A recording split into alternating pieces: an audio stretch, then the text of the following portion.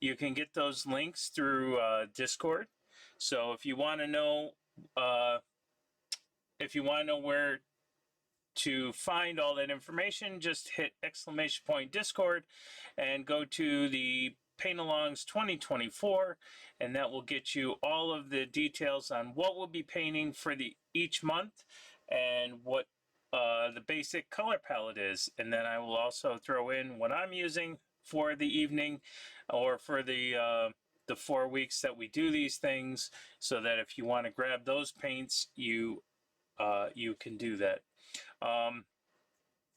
I post them on YouTube. You can wait for the VOD if you want to paint at your own pace, or if you want to try to continue along and paint along the way we're painting here, then that's also fantastic. And you can ask questions along the way of why I do stuff. So I do these so that you can use some of the techniques that I use, or if you have better ways of doing it, or maybe you just want a hobby and do your own thing, but maybe follow along with what I'm doing, but with your own colors.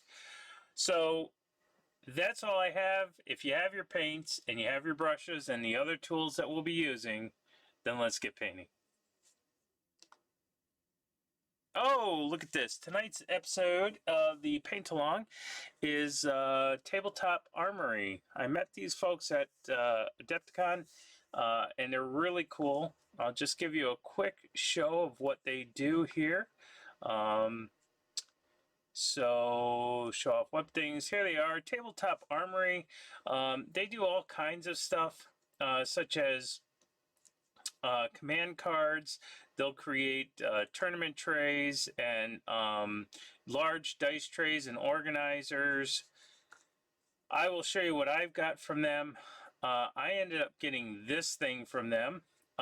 This is a paintbrush. You can put your paints sideways on it. It will hold all of these other brushes here. It will hold your tools and your glue, amongst other things here. So this is a little hobby station, and it's pretty small, but I have it right here in front of me, so it'll keep things organized. Right now I just have my brushes in it. I don't have any glue, which I'll probably have to put some glue in there, but it looks pretty cool. And you can go here and find other things. They have terrain, they have miniature bases to put on there. So check out Tabletop Armory, and if you do happen to buy anything from them, make sure you tell them Gel Tip sent you.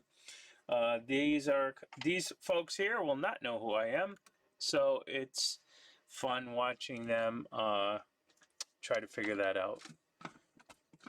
So yeah, so just drop them, say, oh, Gel Tip sent me over here, and I would like to get some of these things. So that's what Tabletop Armor is about. You can find them. Let's show off web things. You can find them at tabletop-armory.store. Tabletop Armory. They gave me this cool little 3-inch and 2-inch laser cut piece of wood. So thank you, Tabletop Armory. There is the unofficial sponsor of tonight's episode. And we're also working on the Gnoll Ravager, the Blackmane Gnoll Ravager, sculpted by Julie Guthrie, 07059. This is from Reaper, and it looks something like this. So I went through and I did a whole bunch of dry brushing just to kind of show you the details that this has on it. Let's see, so I have to move my camera a little bit this way so you can see. So got a little tribal stuff going on. So we have some bone necklace here that will take care of our ivory, and we're going to try to get him in a nice sort of like how we did the other Gnoll before. I don't think I did it as a paint along, but we did a Gnoll that has the orange back, and we're going to come in with a much brighter skin tone here. So let me show you the colors that we'll be using today. So I put these in the Discord, but just to remind everybody what I'll be using. I'll be using Monument Hobbies. This series will be all Monument Hobbies except for the last 3. But again, any of these colors will work. I put some alternates in there. But you want some kind of orangey brown. So we're going to go with burnt orange from Monument Hobbies. And then we want to do a nice bright warm gray. Now what's the difference between a warm gray and a cool gray is that it has a color in it. So whether it's a greenish gray, a yellowish gray, or maybe a beige gray, you know, that's got a lot of red in it, but you could still use it. That's what makes it warm. You just want to stay away from purples and blues and teal grays. So, and I did the bright one. I did the light one because I'll end up mixing this. And this is a great dark color for ivory.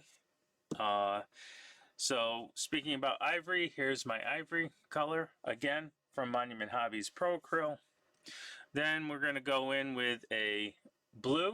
So any real mid-tone blue you can use. Again with the green.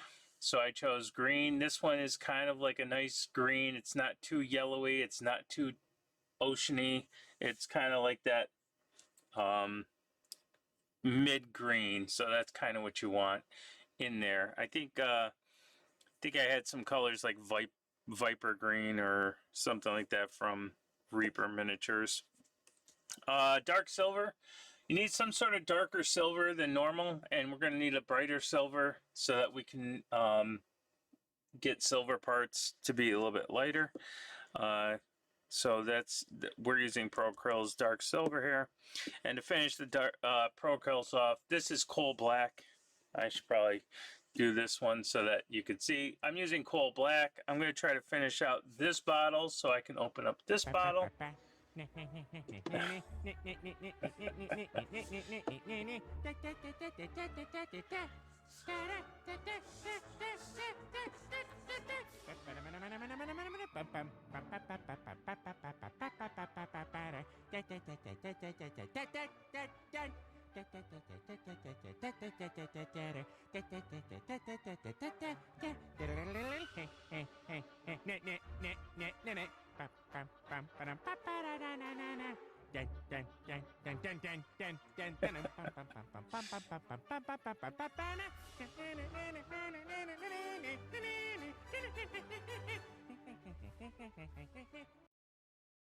Hey, Nerdala, what's going on?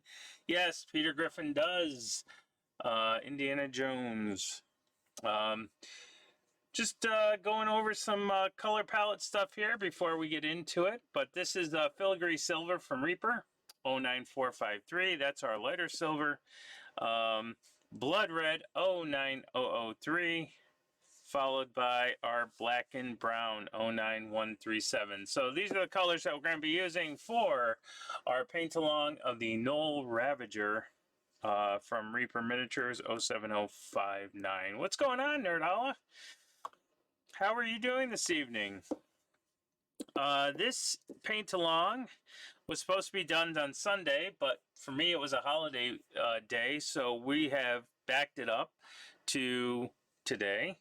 So we're going to start this today, and for those of you that know, I'm good, just eating some dinner before D&D. Awesome. Awesome. Now, are you playing or are you DMing? So, yeah, and for those of you that know, I won't be on Sunday to do the second part, so there's so we're going to wait a couple weeks, so we'll see how much of this we can get done. It's my weekly game that I DM. Awesome. That's fantastic. All right, so what I'm going to use is some black and brown, some burnt orange, and the warm gray. And what I'm going to do is I want a triad, but I don't want this triad. What I want is a mix of these two colors, then this color, and then a mix of these two colors. That's going to be my triad. So let's get those on the palette really quick. This is the dark brown. We're not going to do that because I have to poke a hole in it. Yep, so For those, and I didn't say this at the beginning of the stream, so I will say it now. The first 2 weeks of this is more for tabletop quality stuff, and then the next 2 weeks we take it up a notch to get some tabletop plus, so that you can have, so we can practice a little bit more of the techniques. So I guess Tuesday, this works for a Tuesday because it's kind of like a tryout, and I'm gonna actually try something on this miniature that I haven't tried on any other miniatures. So I'm gonna start with the dark brown right here. Just gonna make a little well with that. And we're gonna take this burnt orange, and I'm gonna actually put it vertically right here.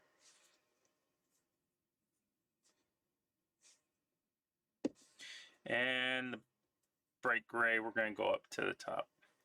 Now this is a warm gray, so I wanted something that had just a little bit of yellow to it, not too much yellow. You could use a yellow if you wanted to, but I feel like gnolls are hyenas in general, so if you take a look at some hyenas, they have like a yellowish or an orangish brown type of darkness to them, and then they go to this ivory color underneath, or this gray. So that's what we're going to do here. We're going to go to a gray from an orange, but before we do that, I need to mix some of these colors. So I'm just going to do like a 50-50 mix. Actually, here I'm going to do a 1-to-2 because this looks pretty dark. So I'm going to do 2 of these oranges to kind of get a nice dark burnt orange. And there's a reason I'm doing that.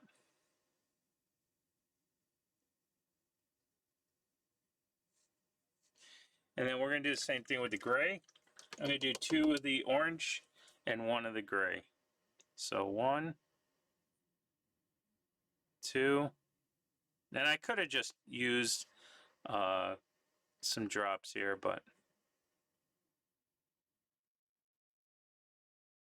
that might have been too much gray. Let's do 3-to-1. Yeah. So there's my light gray. Let's do 3-to-1. Well, I have gray in that. I don't want to do that. That was bad. There we go. All right. So this is the triad that I want to use for my orange. And then I can go down to the dark brown if I want to, and I can go to the and I can go up to the light orange or the gray if I need to. But what I want to do is I want to actually pretend like he has no fur, and I just want to paint like the dark colors in the shadows, and I want to paint the orange where I want it to be orange, and then the higher I want to be lighter. So you have to kind of figure out your lighting scheme here. And I think my lighting scheme is just going to kind of be up here in this circle area. So I'm just going to kind of come where he's almost looking at the light, but that's kind of the direction I want to go. So what I'm going to do is I'm going to start taking some of this dark color. Oh, where's my manners? We need some music, don't we? Let's see. Music. Some nice Gnoll music. Let's see. What's some nice... How about some metal? Let's see what metal's got for us. And before I do that, let me make sure that I bring you down a little bit so that it doesn't blow your ears out, because that would be bad. Come on. Having a hard time getting this to be. Come on. There we go. All right.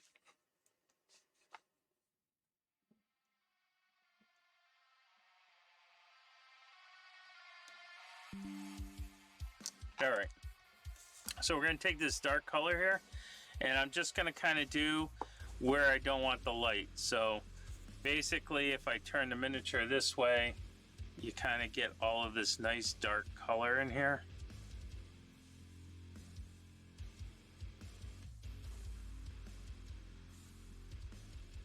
And we'll do the same thing over here. And again, I'm not worried about texture right now because there's something I want to try. And we're going to do all of this back here.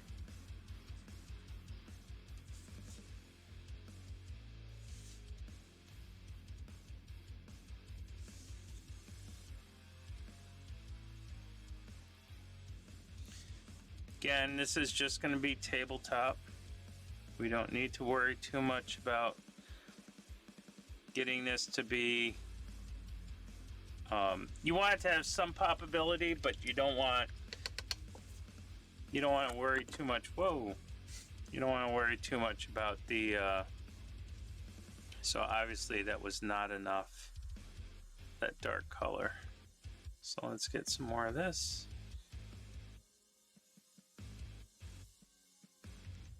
And get right in the back of the leg here. So anywhere where the light's not going to hit, that's kind of where I'm going with this color.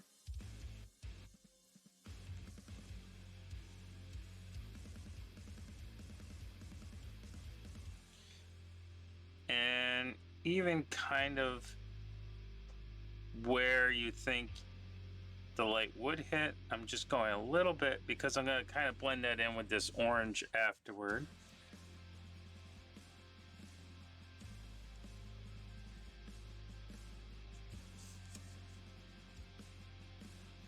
And we'll get under the feet.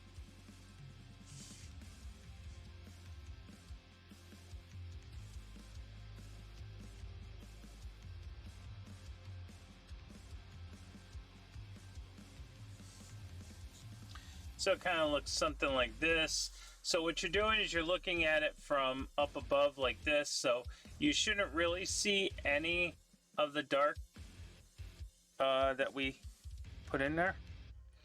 I'll just get some right on the inside of his leg, like so. So it kind of looks like that, but if I look at it this way, so he's got a mane up here. We'll get, you know what, let's do under his ears. I don't know if we need to do under his ears, but that's what we'll do. So I know my film case is going to be in the way, but, and I think right under here, under the hands.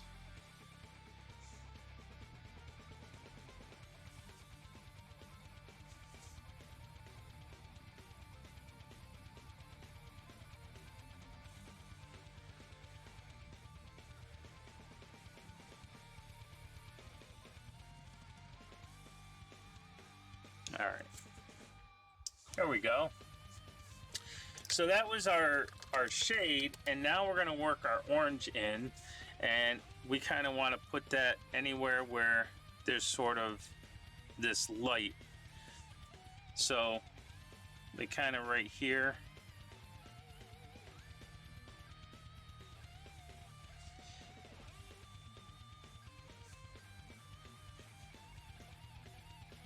On his arms, and we're gonna actually kind of shift into the skin, so you don't want to go too far into the skin tone,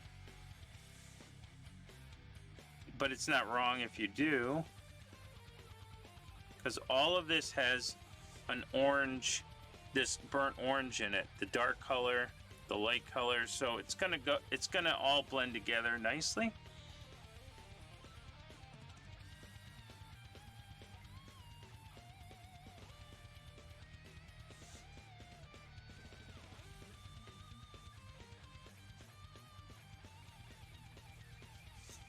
To his ears in the back. Let's see. I am off screen, so there we go. Having a tough time seeing the mini when you're painting. It's I know. I'm getting there. Every now and then I move the miniature and there we go. So I should be on camera now. I have to remember that I don't have my magnifiers on just yet. That's for later down the line. Okay, so this area right here will get a little bit of that orange because I think it's jutting out from the light a little bit.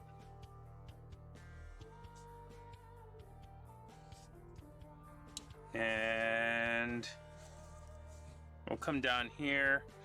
We'll get it onto these toes here.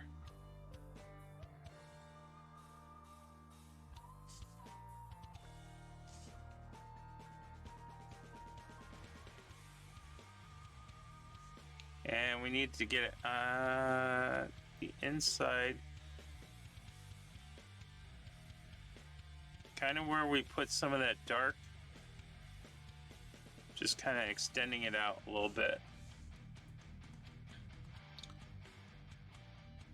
And what I'm going to do is I'm going to actually take some of this orange and I'm going to pull it in from the sides into the chest area.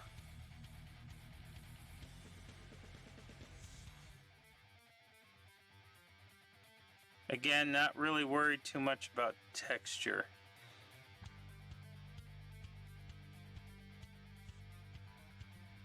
And I'm just going to kind of come right about here.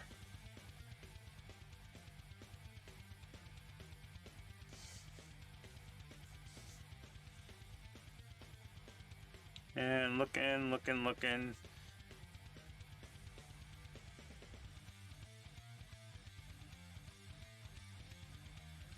Just gonna paint a little bit more orange here to even this off.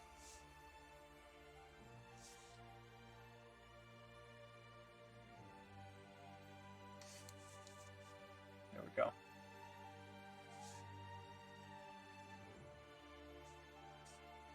I think I'll do a little bit under the axe too on his leg.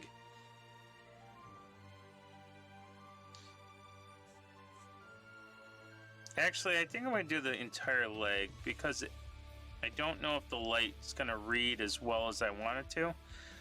So I'm just going to get all of it on his leg.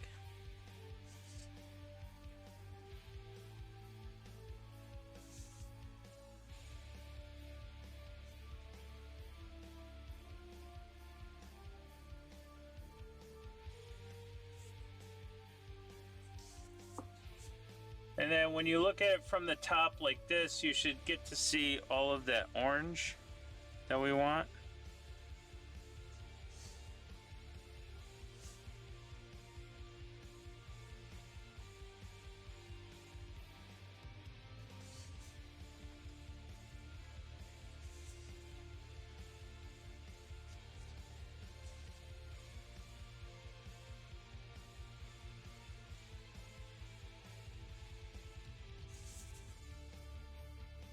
Again, I'm not doing all of the, like, see, the back of this is still that brown, that dark brown that we have in there.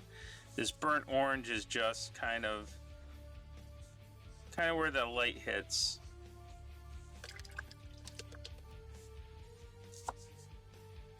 All right, I'm gonna go back to my dark brown because I think in here this needs to be dark.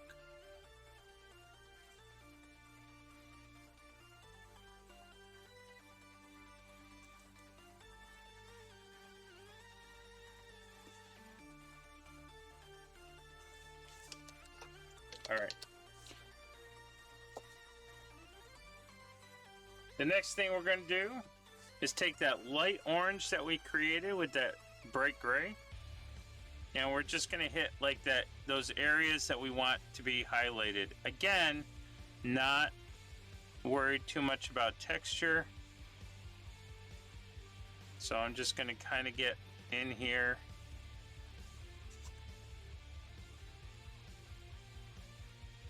And you will see why I'm doing this in just a second.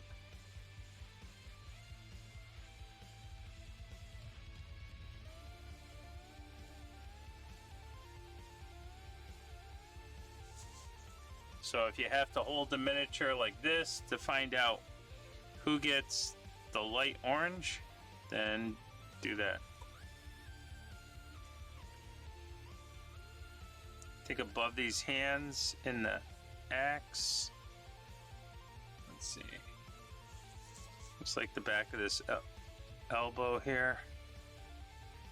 That should get something there.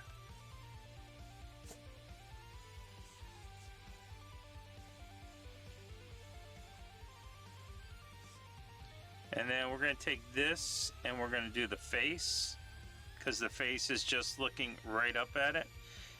And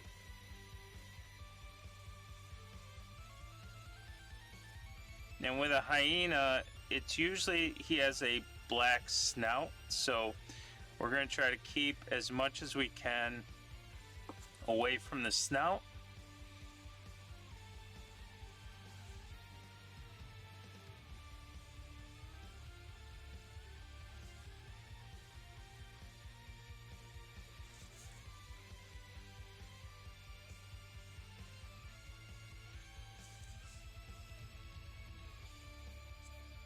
And I don't know about your miniature, but mine seems to have a missing eye. We're going to do the top of the ears and the bottom of the ears, because that's going to be lit.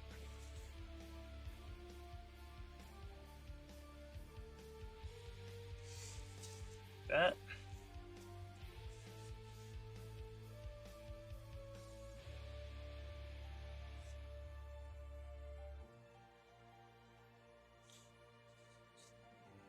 And I think this part of the chest here.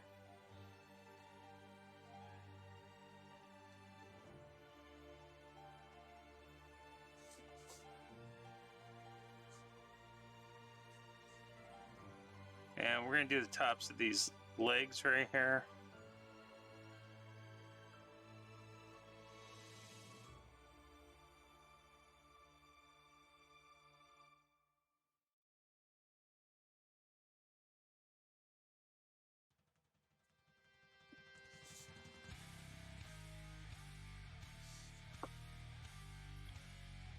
Do these toes.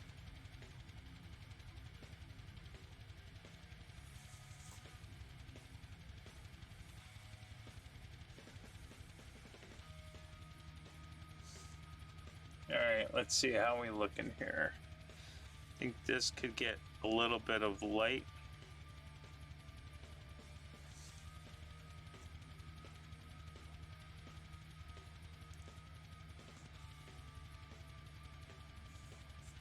So if I look at it the opposite way, I shouldn't see any real light.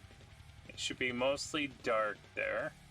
And if I look off to the side, some of this should be on the orangey side. So I'm just going to kind of blend in a little bit. So just taking a little bit of that orange and kind of blending into the sides, because that will get some bounce light.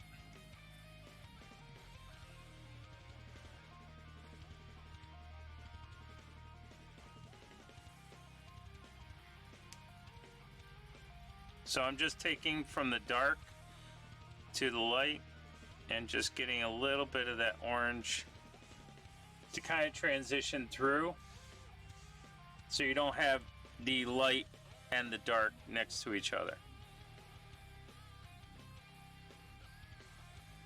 Again, not worried too much about muscles right now, just worried about where my light's gonna hit.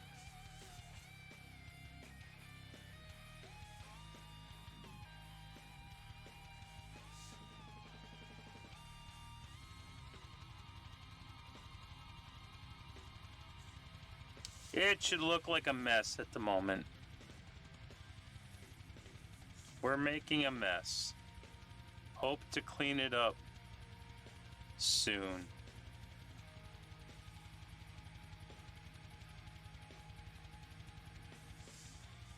There we go. Hey, cutie patootie, what's going on? How are you doing? We are doing the paint along of the Gnoll Ravager. And we're trying out some stuff here. I'm gonna go back to that light orange just to kind of fix up this chest where I had it black. Now I'm also gonna fix up the top of the chest where that was black because we didn't put orange on there.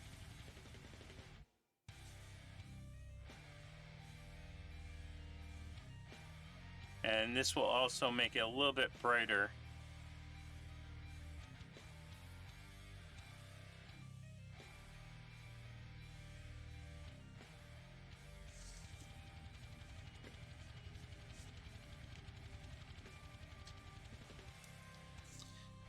I'll do the same thing on the top. So like kind of where the top of the ears are and around the top of his head.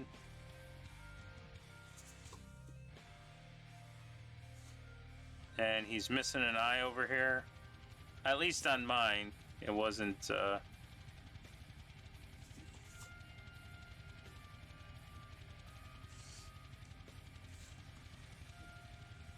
Alright. I did the bottom chin, but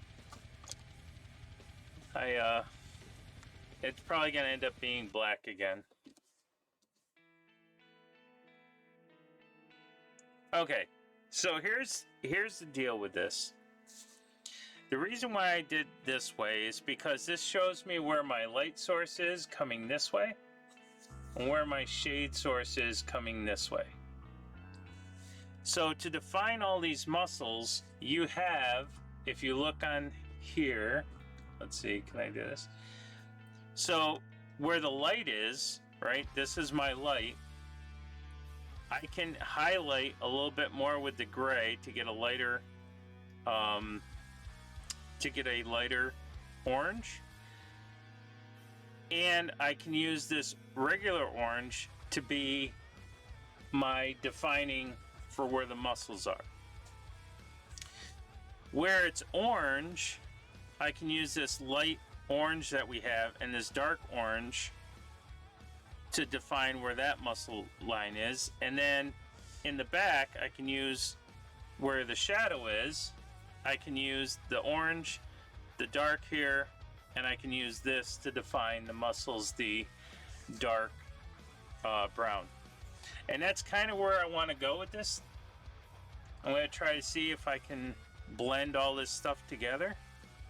So before we begin, I'm just going to mix a little bit more of this gray. So this was a 2-to-1 mix, 3-to-1 mixture. So I'm going to make a 3-to-2 mixture now. So here's 2 grays. And we're going to add 3 of the oranges to it. 1, 2, 3. And that didn't lighten it up too much, so maybe we'll do 3 to 3. Okay, so we don't have too much of a highlight, but we do have a highlight, and all I'm going to do is I'm going to start going to the muscles. So I'm just going to start kind of hitting the top of these muscles in his abdomen.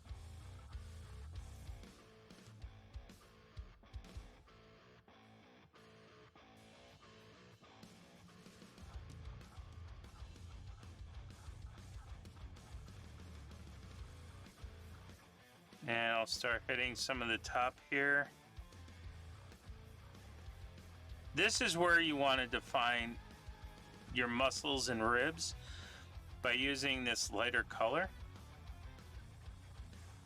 So I'll do the pecs here. I'll leave a little bit of that brighter orange in the middle there, but I want to stay more towards the top here. Again, even if I was using yellow to do this, or gray,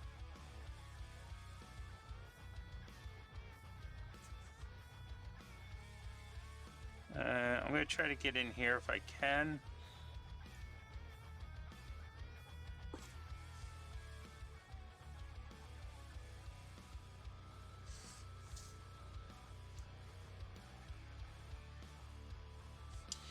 Again, I'm going to do the tops of these muscles. Kind of wherever his face is where I'm painting these highlights.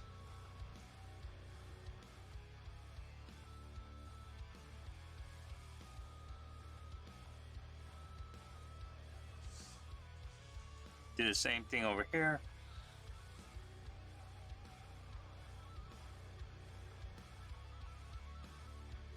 I'm not painting everything, painting almost everything.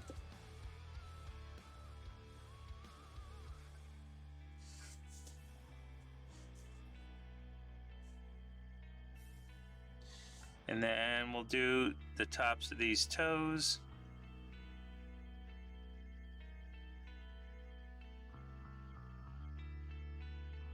Because that's where we put some of this lighter orange. And on the tops of these legs, right? So we'll kind of come right over here.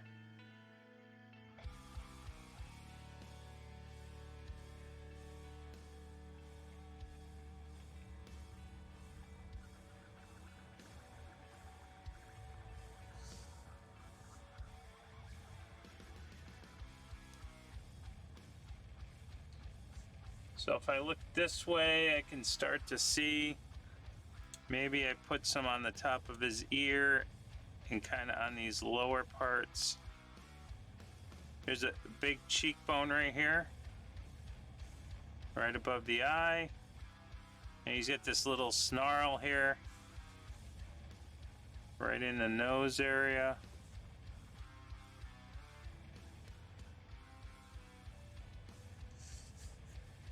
Kind of like that. And then we'll do the same thing on this side if I can find it. So in this nostril or this snout that he's snarling, there's a little eye right there.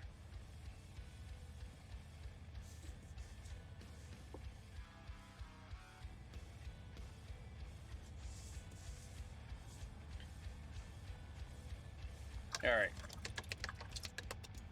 So we've done that.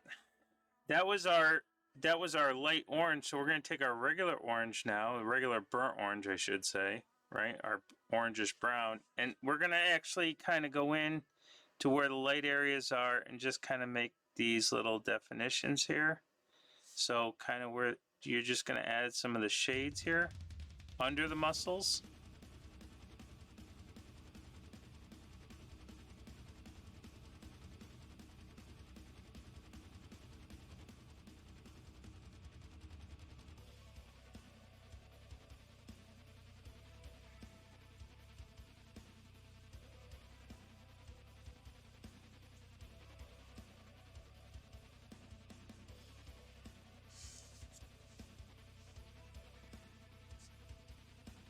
And that ties in the burnt orange to everywhere else that we're going to go. So maybe a little bit right there. Find these muscles here. Find those muscles.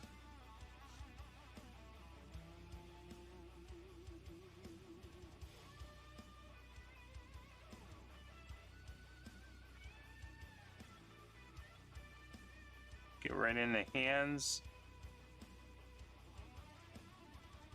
to find the legs a little bit in the front.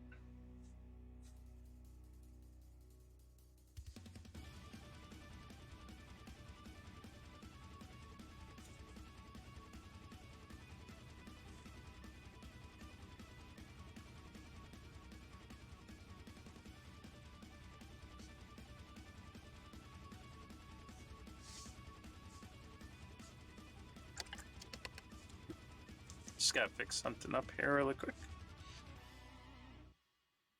So I painted over this, which I didn't want to. Okay.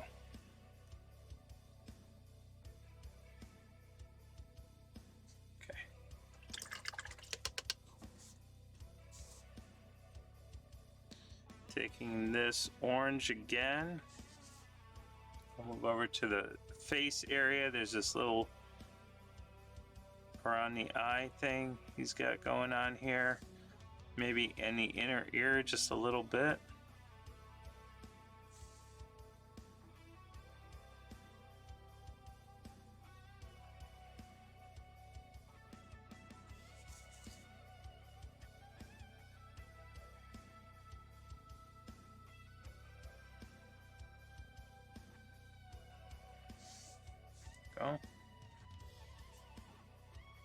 So you're just defining the muscles with this orange color. And then you can go back to your original orange, the lighter orange I should say, and just kind of fix up and touch up the muscles where you think they need to be touched up. So you don't want to do the high spots, right? Because that's where the highlight is. So you're just kind of doing the lower parts of each of the muscle groups. So, and if you made a mistake with your medium orange, you can always kind of fix anything up with this original bright orange that you have.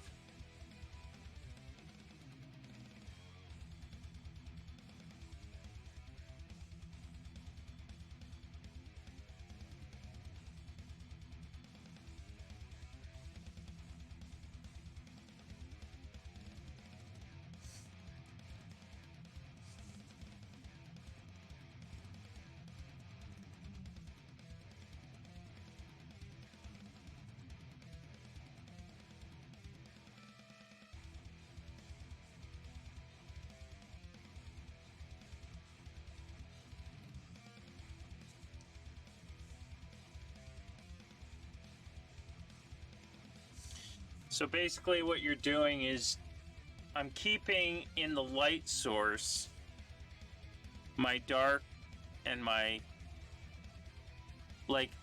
mid-tone, so my brightest light or orange has its own highlight, and we'll have the mid-orange as its shadow.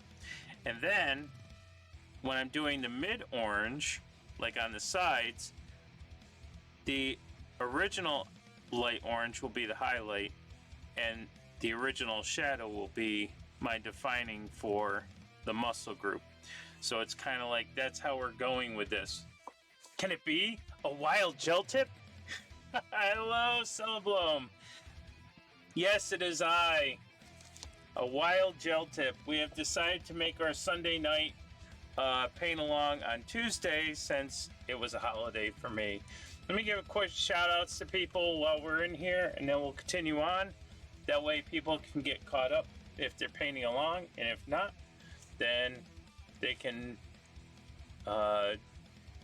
keep the video paused if they're watching the VOD. Alright, so we got Nerdala. I saw her. She's in here. So let's give her a quick shout out. Folks, I get an inspiration from all these folks. I'm the painter I am today because of them. So please give everybody a follow if you're not following them already. Cutie Patootie. She's in here. How's your fun with oils, your experiment with oils going? Let me give Celeblome a shout out. There we go. First time chatter. Let's see. And just because he's in here painting along, let's give Wolfgang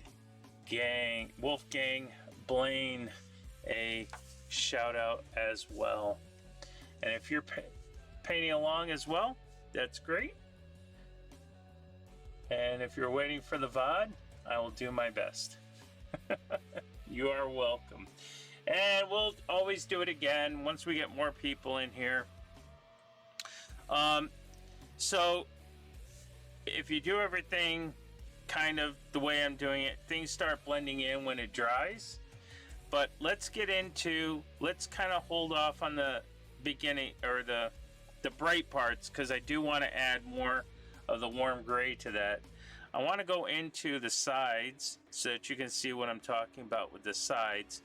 And that is, I'm going to take the original bright orange that I had, and in the sides, again, I'm just kind of highlight, but I'm not going to bring this up at all. This is my highlight color. on the sides. And what I'll do is, when I'm all set and I've defined enough of these, I will go back in with the regular orange to define everything out. Was gonna paint more with oils tonight, but lazy. Hey, it's okay to be lazy.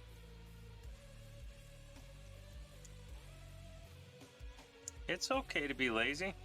I haven't painted in a little bit, so I think the last time I painted was on Friday. So I'm just on the sides, just taking care of what I think might be highlighted, and then I will go in with the regular orange just to kind of give the bottoms of those muscle groups a quick color. And then I will go in and define all of those muscle groups with the darker of the oranges.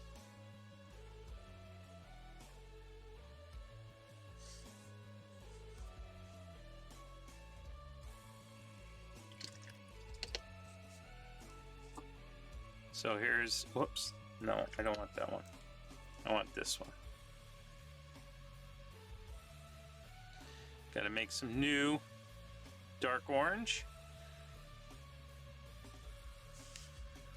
And then I could just go in here and define some muscle groups that need to be defined. Right here and underneath here. Don't go to the front, because that was where the highlighted one was. You want to stick with this here. And then I can get under here.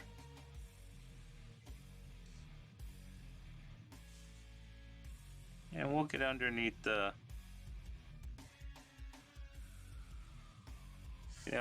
snout. But basically what you're doing is you're getting like the orange on the sides, and you're getting the highlight color, and you're going to do the orange on this side, and then eventually we'll get the back. Decided to adult and eat tonight instead. Well, eating's good. Eating's definitely good.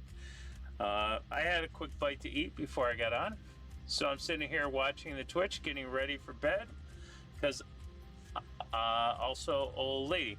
Well, I don't think you're an old lady. I'm an old guy, and I mean, I don't fall asleep on stream, but I've been known to hit the sheets a little earlier than normal.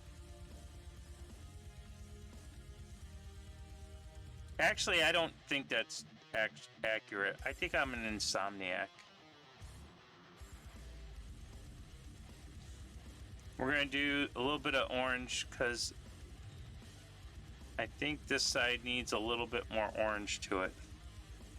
And then we'll get into highlighting it.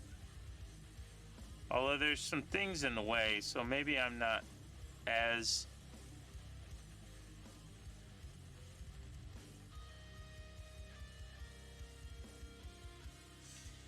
Because remember, this orange is also the dark tone for the light.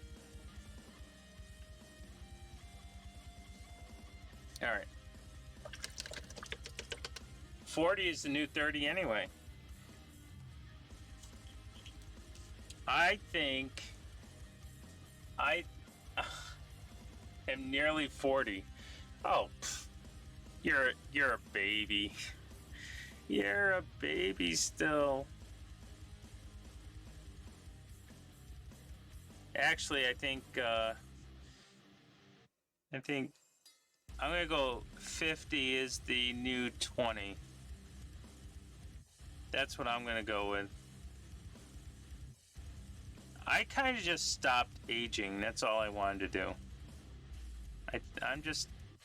I'm done aging. I'm not gonna put a number on it. I'm done. I'm lazy, so we're not adding any more digits. So I've been perpetually 28 for the past 20 years. Yeah, that's what I want.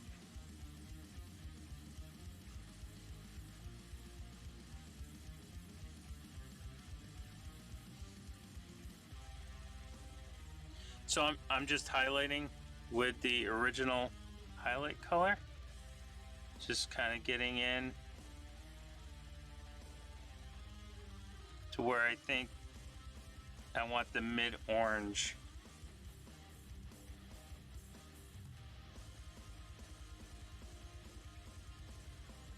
I sort of don't feel 20 anymore. I'm sorry. Maybe it's just because my mind is 20, and so I want to feel 20.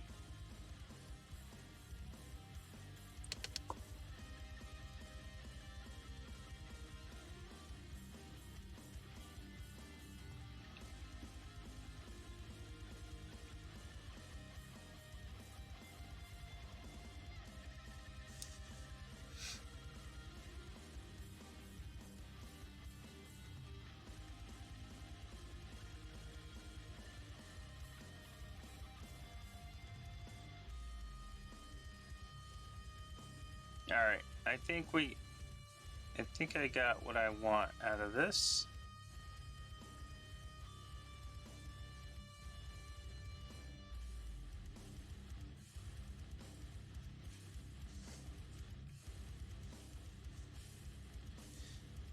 Alright, and then down here, I think I have to go closer to the toes because that's where my light's gonna hit most.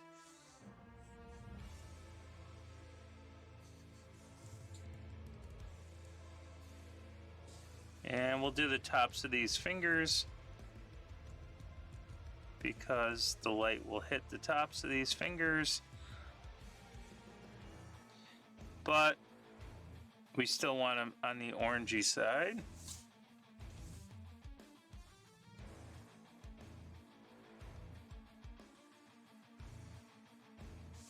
There we go. I pretty much go to bed with the sun. But to be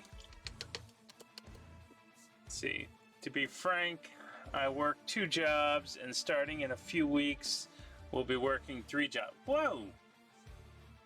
Are these jobs like, I don't know, like 2 hours a piece, 3 hours a piece? Because that's a lot of work time. Or that's a lot of jobs. Or is it like one job, but it's different contracts? I'm just going ahead and adding a little bit more highlights to the... I've kind of graduated to the backside, but I don't want to go too far in the back because we have that shadow there. So anywhere where there's orange, where we put orange in the back to catch light, is where I'm highlighting.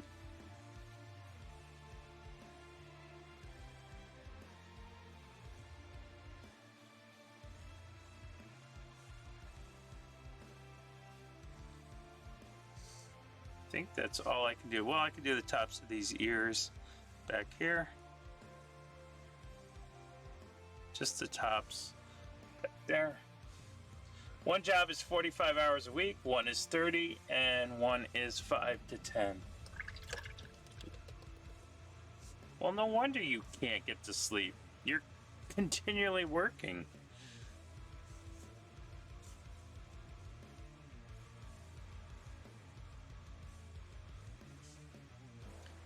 No, and you have every right to be lazy and not paint because you've already worked how many jobs?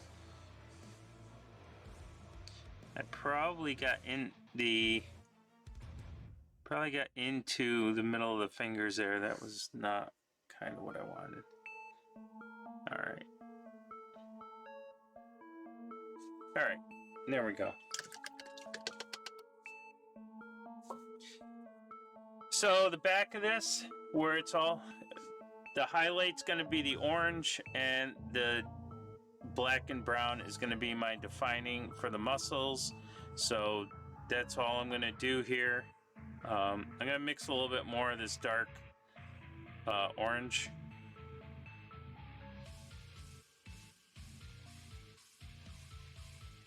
Or dark brown, I should say. It's really a brown, not an orange.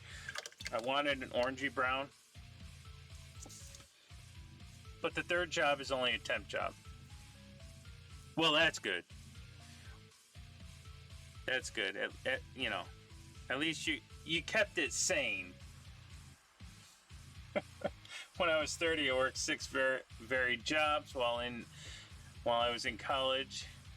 It's a good thing that youth brings energy, because I don't think I could do that now. Yeah, when would you find time to hobby?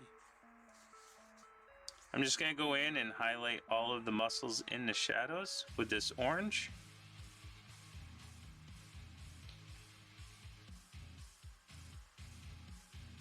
So anything that I can kind of see, and it's going to be kind of more out in the open.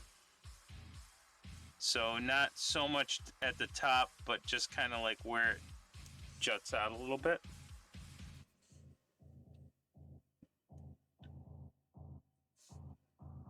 Not a lot of skin on the back.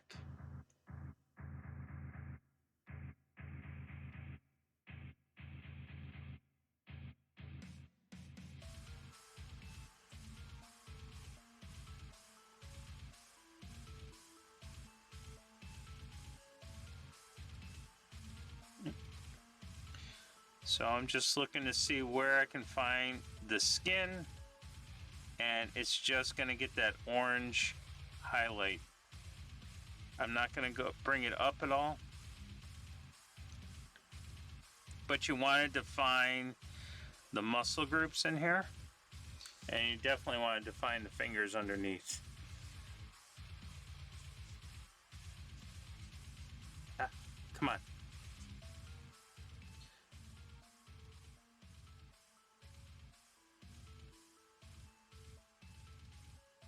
And then we'll go in with the darker shadow to really define the muscle groups.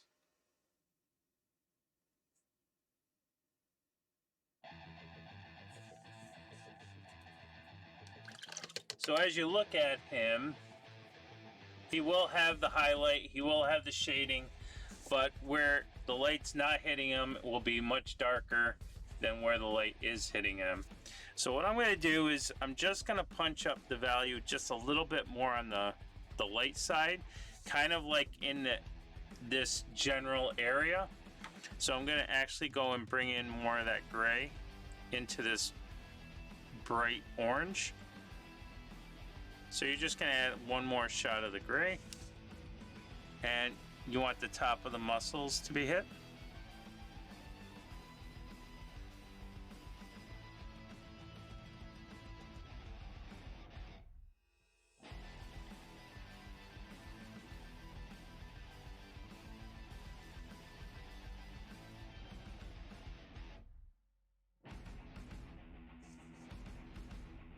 And I'll get a little bit here, a little bit here.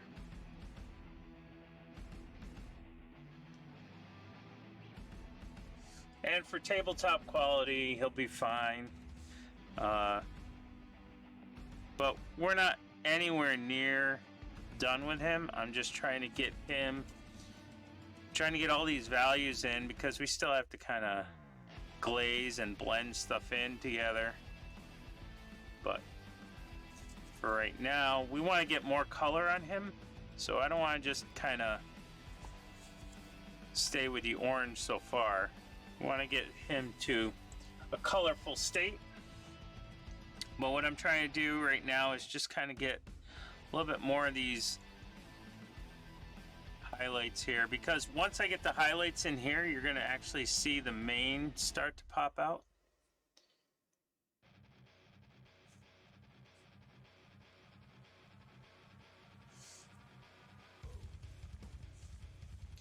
We're going to do some on these legs right here.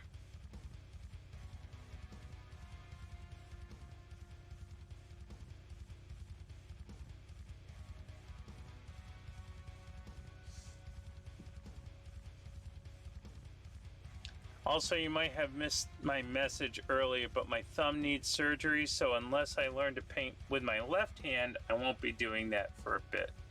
Oh no! Master's program does preclude me time from hobbying. I didn't even let myself open a novel. Too much to do otherwise. So you're getting your master's? What are you getting your master's in?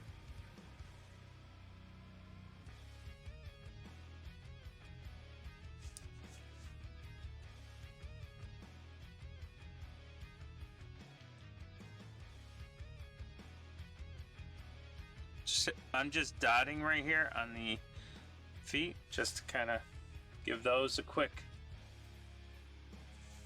Oh, I need to get in here a little bit.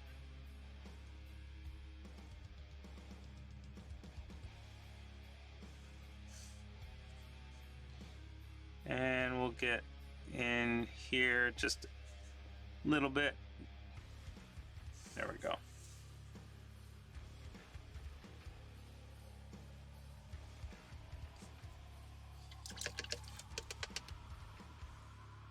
All right, so we have our spot of colors here, and we have our highlights. I got my master's when I was 30. Oh, I see what you're saying. I see what you're saying. All right, so we're gonna give this a chance to kind of do its thing. If I wanted to, I could add a little bit more of this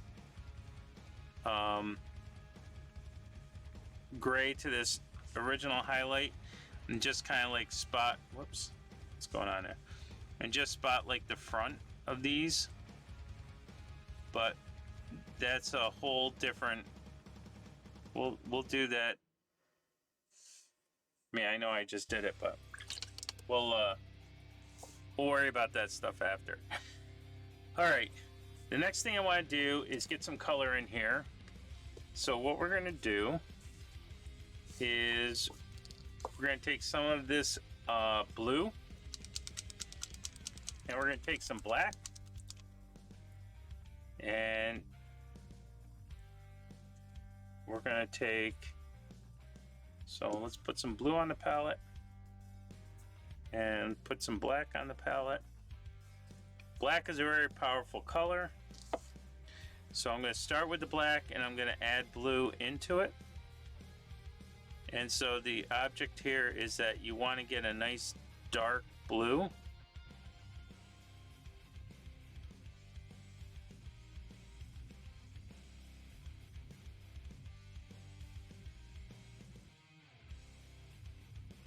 Probably a 3-to-2 mixture is what I got. And the reason I'm doing that is I'm making like a dark blue gray. The blue is going to kind of contrast the orange, but that's what I'm going to do the whole mane in.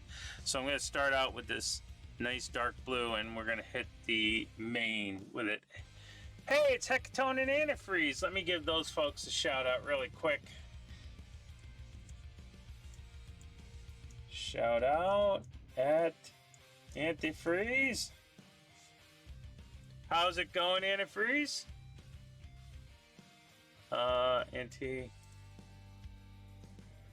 Hey, how come this isn't doing what I want? There it is. Thank you. And let me give Hecatone a shout out.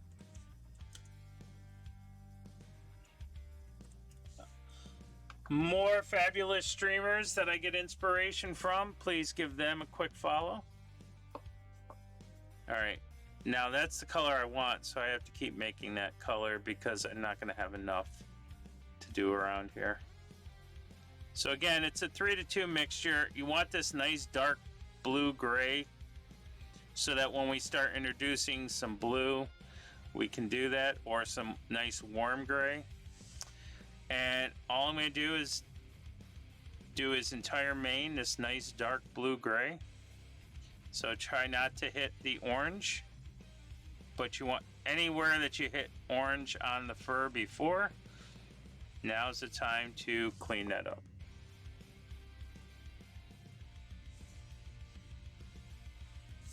Did I miss a whole bunch of chat? I probably missed a whole bunch of chat. Give me one sec here. Let me catch up on the chat. So many people. I get into the zone and then I forget everything. Okay. So let's go all the way back here. Evening peeps. Yep. Folks, if you're not following Cellablome, Cutie Patootie, Wolfgang Blaine, or Nerdala, please make sure you give them a follow. Also, those that just also Hecatone and Antifreeze are also great streamers, so give them a follow as well, and then you'll understand how I became the miniature I am today. So that we were talking about all the jobs and we were talking about the masters, so I didn't miss anything there. How's it all going, guys? Everything's going great. Hecatone going pretty well. That's good to hear. Excellent. This is my paint along for those of you that didn't know. It was supposed to be on Sunday, but because Sunday was a holiday, we are doing it today. So this can have a little bluish tone to it. You can always tone that down with some black afterward. But I would only really kind of glaze the black down, or glaze it down with black in the shadow areas. This is sort of where I want to keep the color. So at the highest areas, I might go a little bit brighter. Not too much brighter, because I want it to read black, but I want it to have like a blue tint to the black. And when we get more colors in here and more brighter colors next to it, it will become darker. So you can always make color darker by adding a brighter color next to it.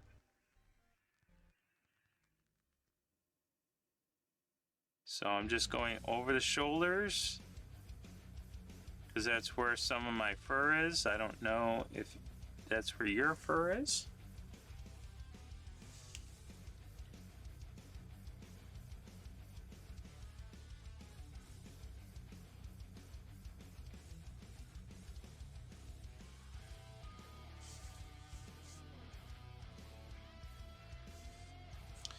And that goes down his back. Like this. And then I think he also has some on his... Does he have some on his feet? Let's see. Well, he's got a tail. So let's get the tail.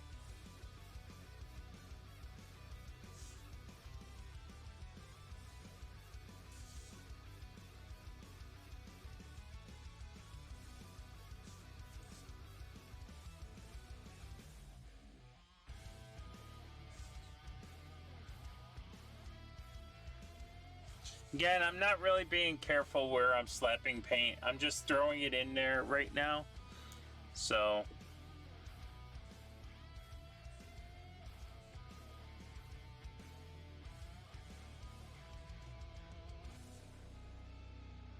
I think he's got some fur right here on the hoofs.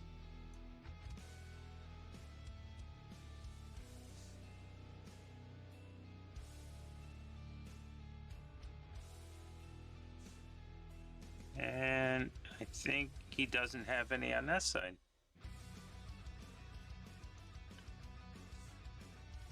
So there's a piece of flash, I guess. Well, flash, but some, it's like a bad mold thing there. So I'm gonna have to kind of fix that up.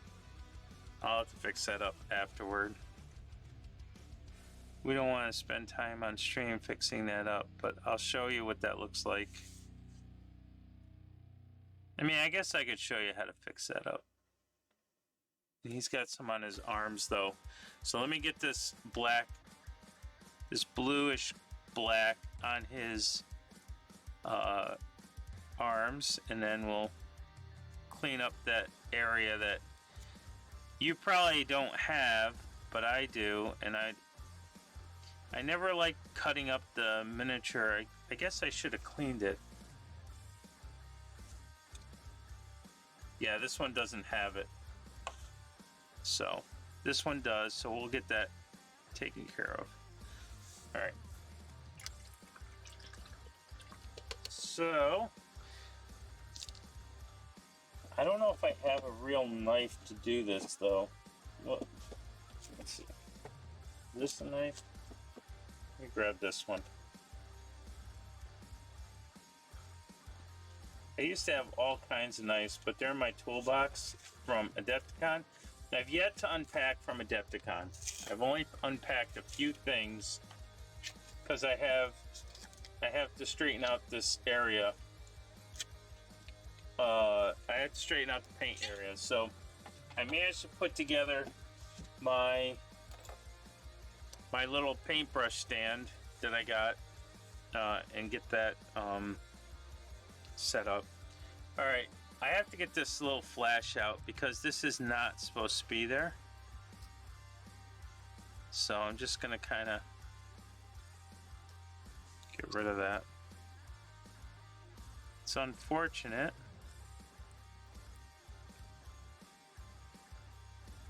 But sometimes that's what you have to do.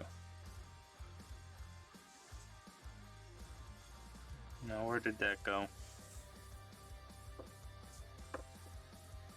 It disappeared.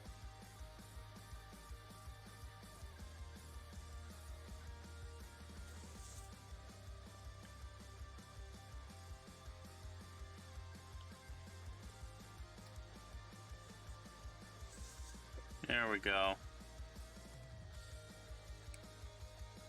That won't be too much. That won't be a problem to fix up. And I will fix that up after.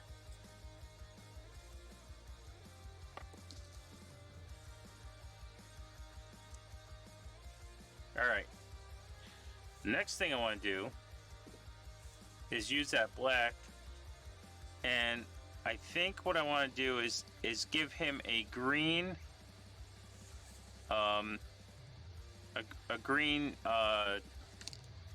it's not a loincloth, it's a whatever he's wearing around his waist. So we're going to use some of that green.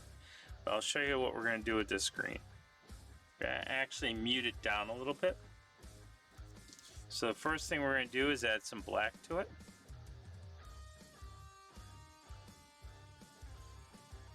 This is probably going to be a 3 green to 1 black mixture. Should be almost like a dark green gray. And we're going to go around and just add green to everything.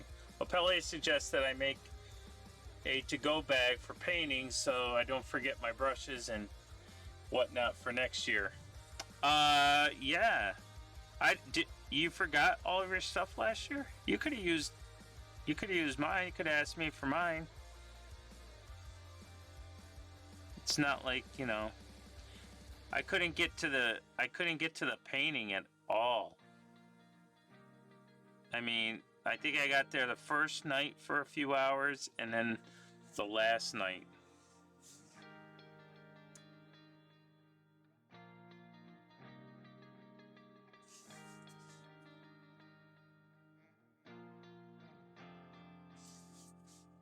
So we're just doing this little cloth here. Just get some color in here.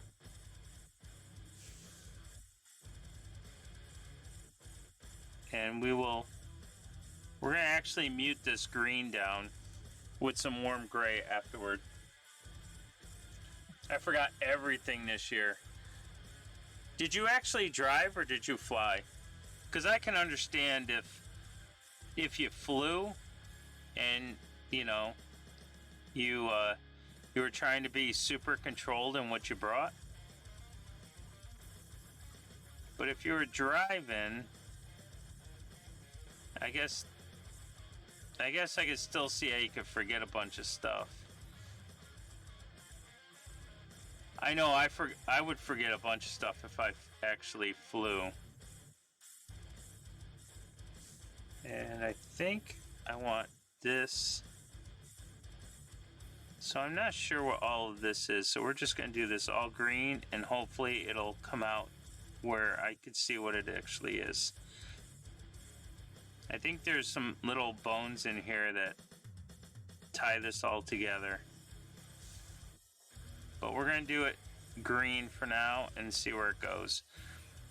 So very carefully, I'll just kind of come around here.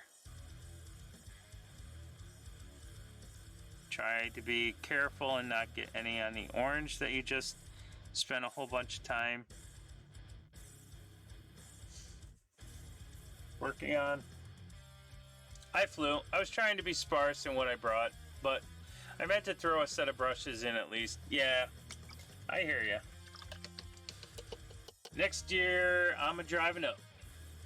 How long is it a drive for you? I keep a list of things I take when I travel so I don't forget stuff. Sucks to forget every single thing sometimes. Yep, I agree.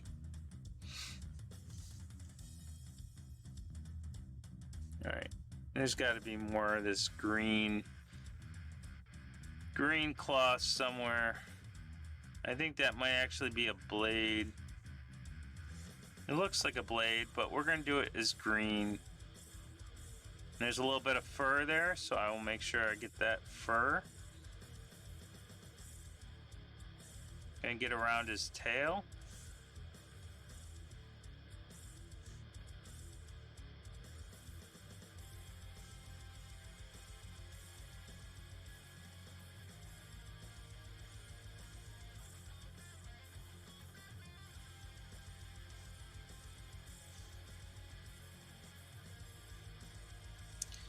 And I think there's some cloth behind this bag, so I'm just gonna dabble a little bit of green back there.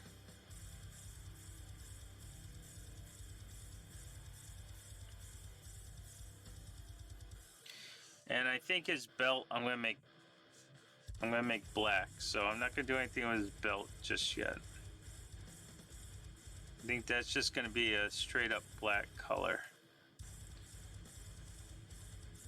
And that is part of the backpack, okay?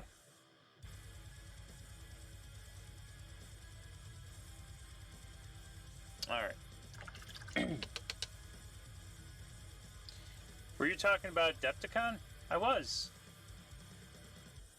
Oh, I missed that one this year. My Adepticon is going to actually be every even year, I think, because I still like ReaperCon, and I know that Nova is the same weekend, but there's just something about ReaperCon that I feel, and I don't have any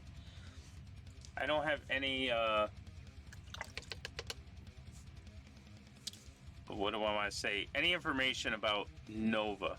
So I don't want to say that Nova is not a good convention, because I think it is. I just, I have no reference of knowing if it's better than ReaperCon or not. I like ReaperCon because it really is about the hobby. But I eventually have to get to Nova, because I know several people that go there and teach there.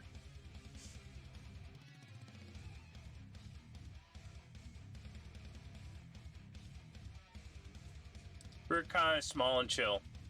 Hey, Gore the Fence! What's going on? Let me give Gore the Fence a quick shout out. Look at all these awesome people coming into this stream. How do I deserve this? Alright. So that's our green. We did our blue tail and did all of our fur there. I'm going to go ahead and I'm going to kick up the orange again in the back, just to give a little bit more highlight into the back.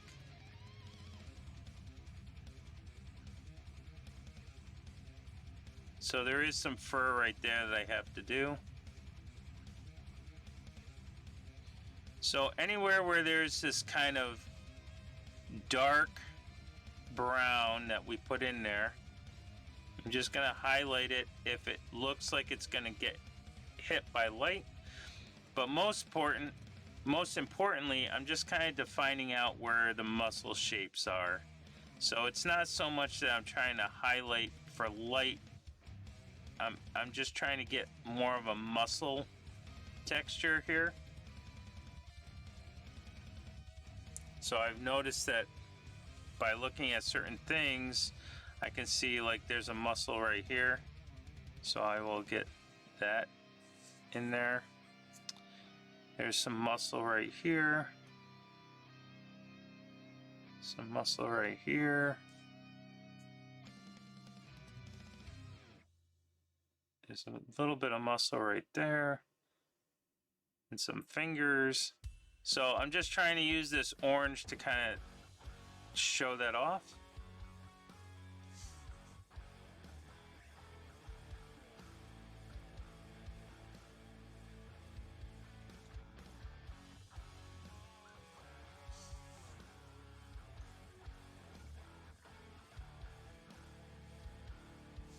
And I think that is actual fur, so I think that's where I'm gonna go with that.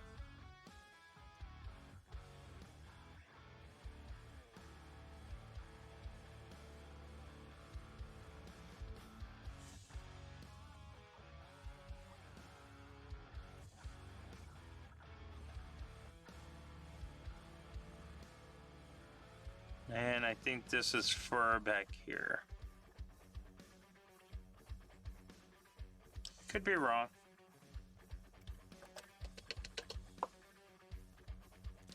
That Gnoll looks cool. Yeah, thanks. I'm trying to get a little bit more of a dynamic lighting going from the back to the front, but it's mostly just skin. It's not like fur, but I still want to create that hyena look to it. So I do want to get some dark spots along the areas, but I kind of want to keep the front of him pretty smooth like.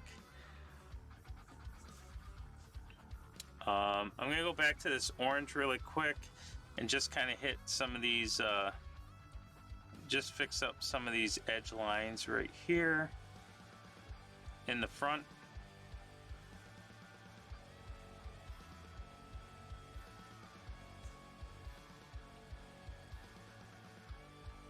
Eventually I'm going to glaze this, but I'm not going to glaze it just yet.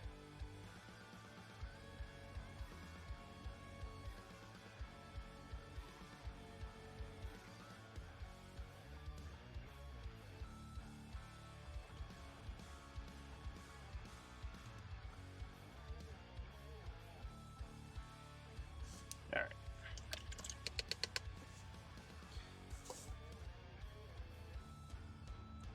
Again, this works because every highlight and every shade in the front of this has that orange in it, even though it looks like it's pretty light. When it dries, it will have that orange in it. It'll kind of blend together so that when we do start to glaze it down, it's not gonna look out of place. So I'm just kind of hitting a little bit more of the top of these muscle groups just to give it a little bit more definition and make the shadows a little bit darker.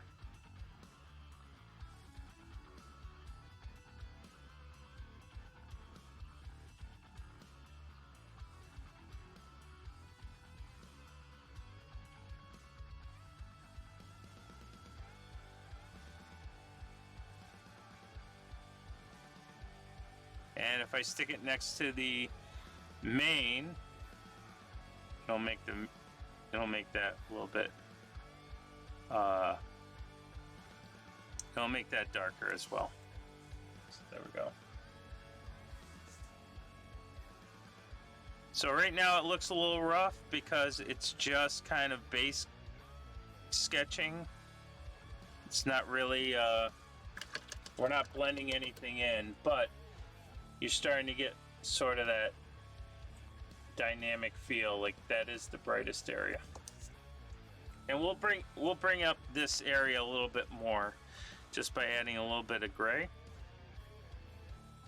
And we're not really going to go much brighter than this. That might be too bright. Let me bring this down just a little bit. So just by adding a little bit more gray, I can actually hit the top spots now. So kind of like right in here.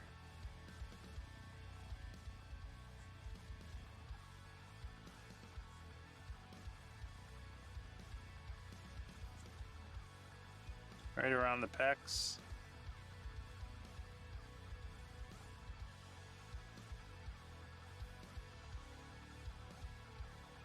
To the ears. Top of the head.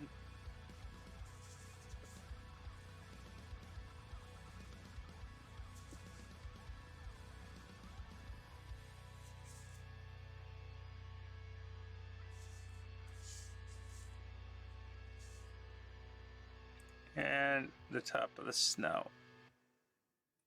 Really define that snout.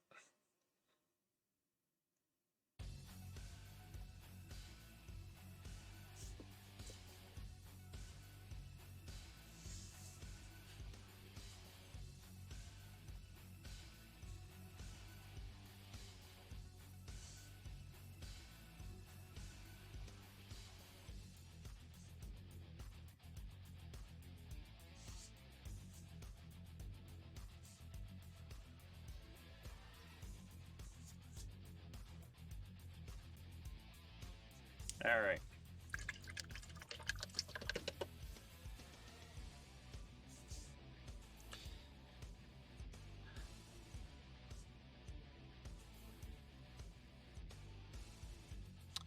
Let's go ahead and add in a little bit of this gray to our dark green.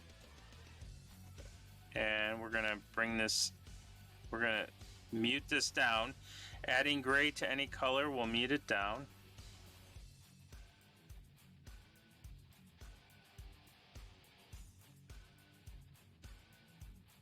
Okay, and I'm just gonna go around and I'm just gonna kind of hit where we have the green here. And to make it tattered, I'm just gonna kind of use a little brush stroke when I hit. It doesn't have to be fantastic. You just kind of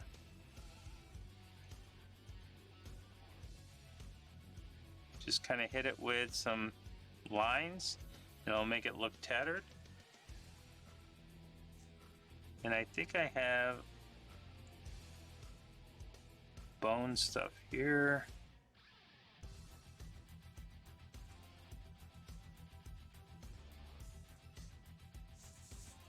Do the same thing back here.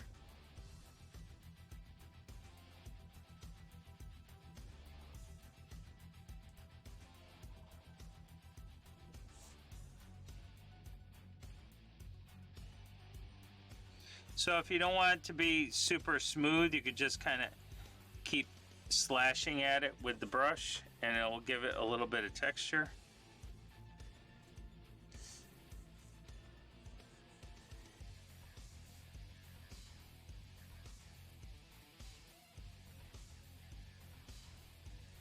We're just giving it a little bit of muted tone because I don't want it to be vibrant.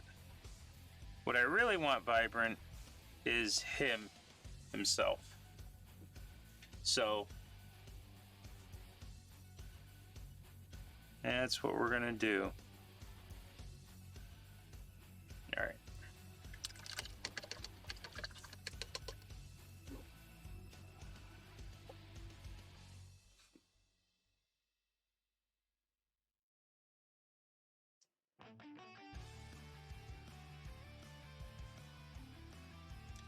All right, so what we're gonna do now is we're gonna get I want to get some of this this bone necklace in there. So what we're gonna do is we're gonna take some of this black. We're gonna go 2 blacks and a little bit of that warm gray. And I'm just gonna go in and start painting these bone shards or teeth. That's what I want to say, teeth. So I'm going to try to stay as careful as I can away from the bright orange. But hopefully, as you're doing this, you're creating this dark line, because we don't want to completely get rid of the dark line, because we want to have that separation. So just kind of make sure that you're getting this, all of the tooth in there, because we'll end up painting just a little bit of the tooth.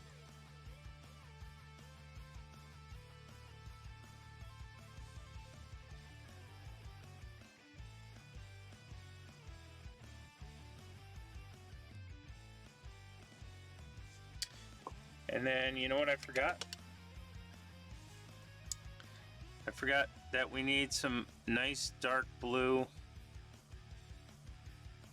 underneath his chin. So let's do that really quick, because that's all fur too. I know people are yelling at me saying, what about under his chin? Isn't there fur under there? And yes, there is. And so your words have been heard, my friends.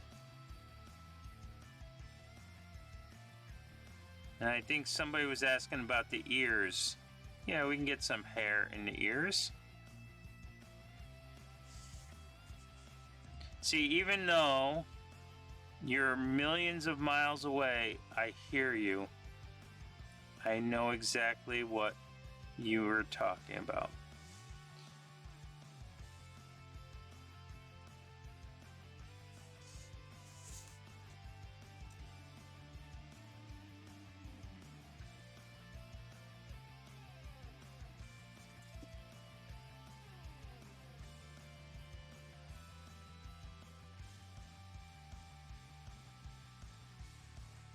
There we go.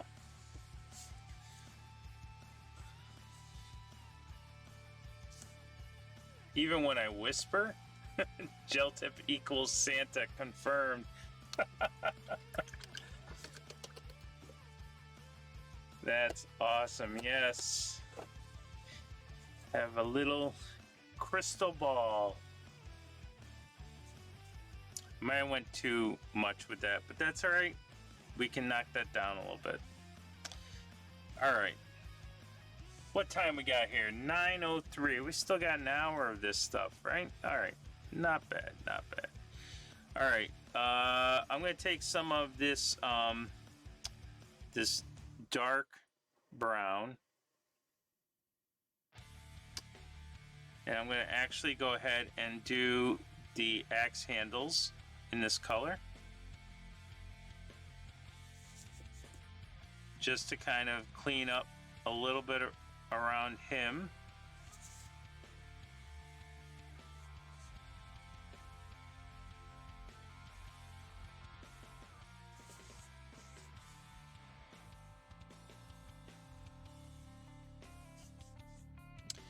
And then I was toying with if I wanted to make the stone or the axes made of stone, or if I wanted metal. So I'll have to figure that out. I do have silver on the basic color palette, so we'll see how we want to do that. I have a lot of practice at doing stone because I try non-metallic metal all the time, and it always comes out looking like stone.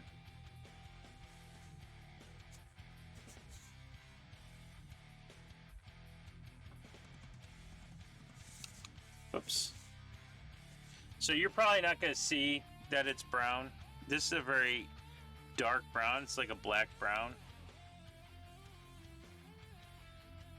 But it's very nice for dark lining things and adding shadows. This is black and brown from Reaper Miniatures. I think it's also consistent with black brown from Monument Hobbies. So if you don't have a very dark brown or a black brown, you should think of grabbing some. It makes a nice primer color or acrylic layer. You can use it to create underpainting for light sources, because brown has every color in it, so you're able to kind of glaze over the color you want. Me, I'm doing this just to kind of clean up around his hands so I know what to...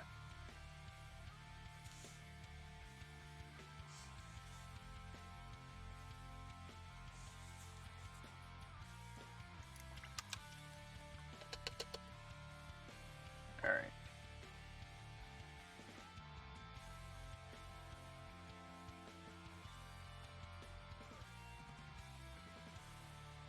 So, Awkwardish Panda, what's going on? First time chatter. I got a lot of first time chatters in here. Nice. I love it. Let me give you a shout out really quick, Awkward Panda. Welcome to my little paint along for what was supposed to be on Sunday, but we all know what Sunday was, so we're doing it on Tuesday. All right. So he's looking more like a raccoon up here. So I'm going to bring this back down a little bit. So I'm going to add some orange to the gray. And I'm just going to kind of bring this back down just a little bit.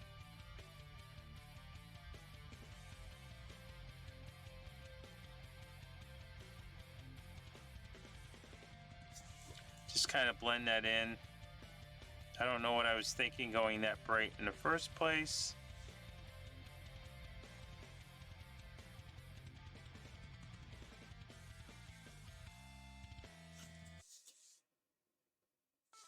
And then we'll bring in a little bit more of this orange just to kind of smooth things out a little bit more.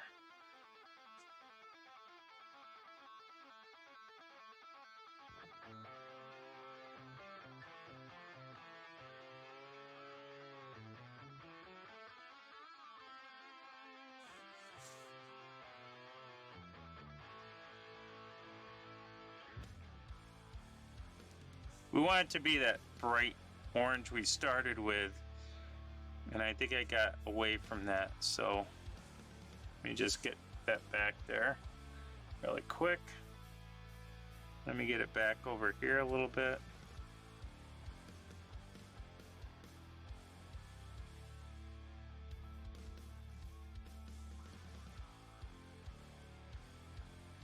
There we go.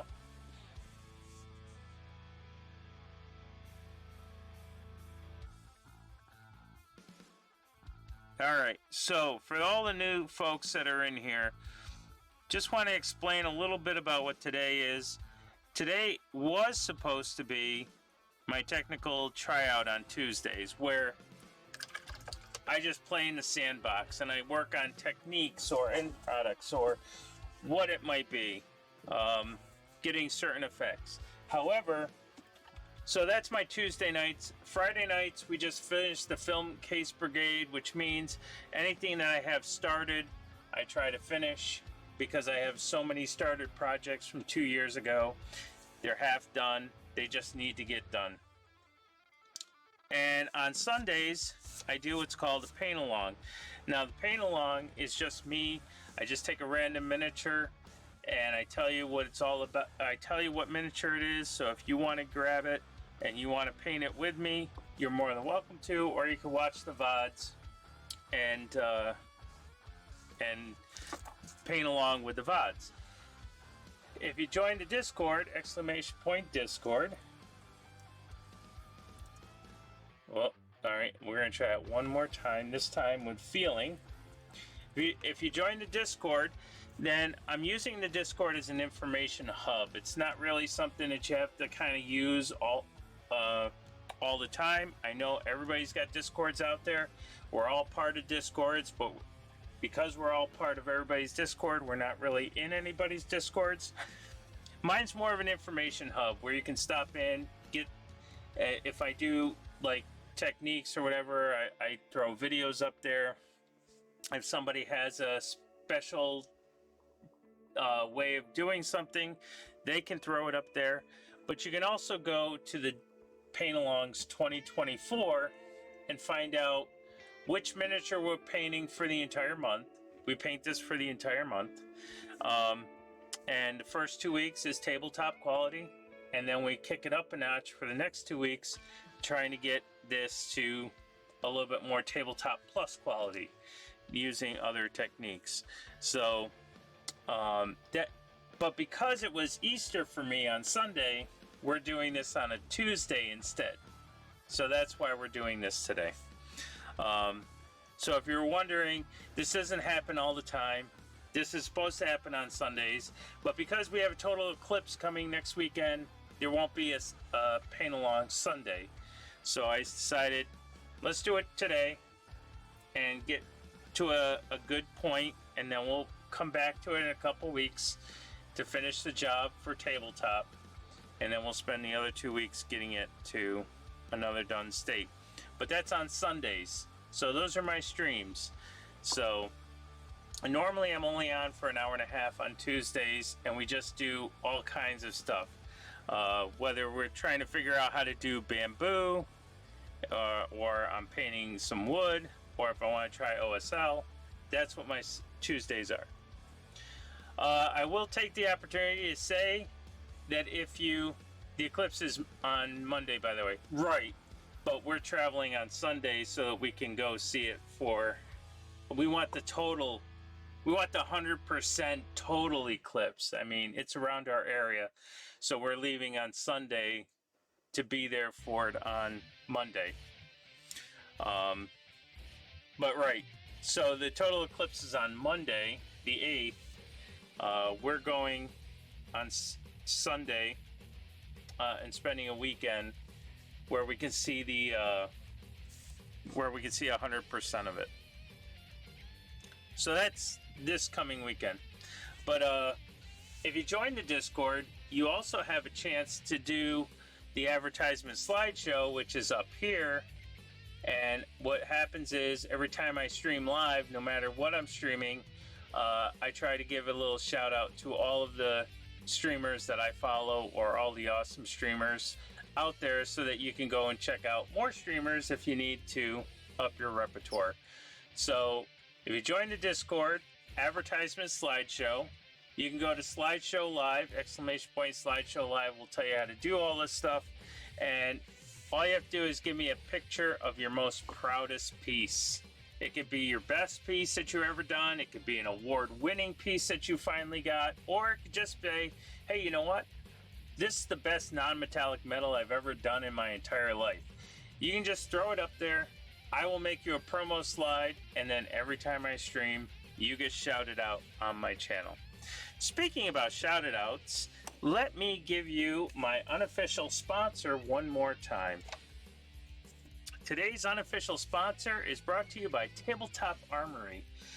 Folks, if you don't know what Tabletop Armory is, well, check this out. Your cue is check this out. Oh, okay. Boom. Tabletop Armory.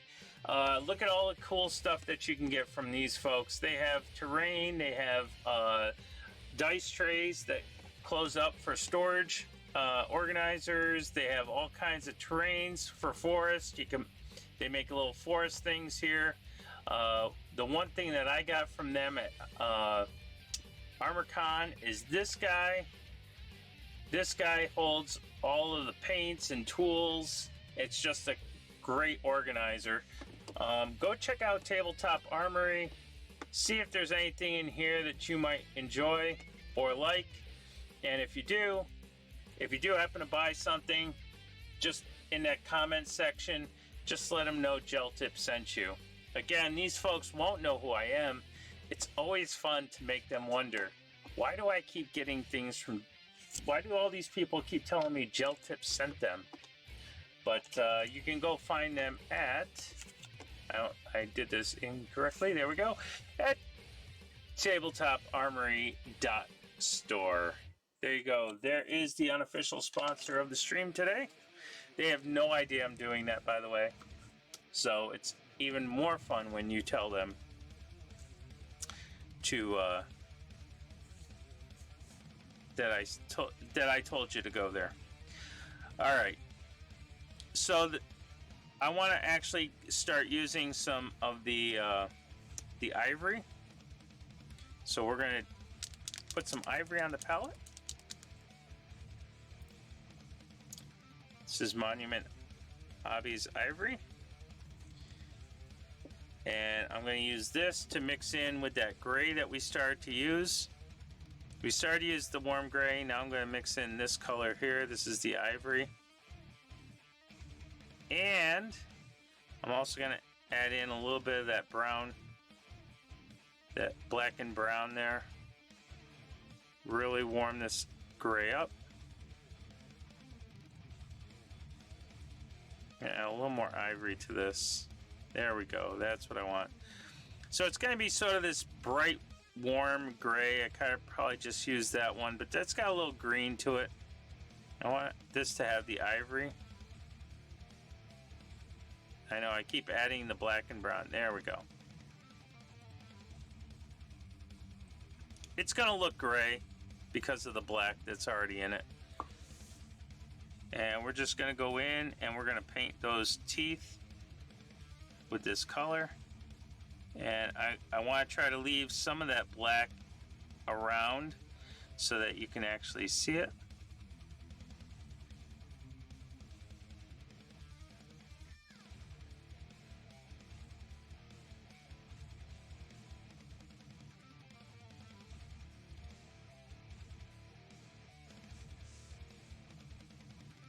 And then we'll get in with the ivory momentarily.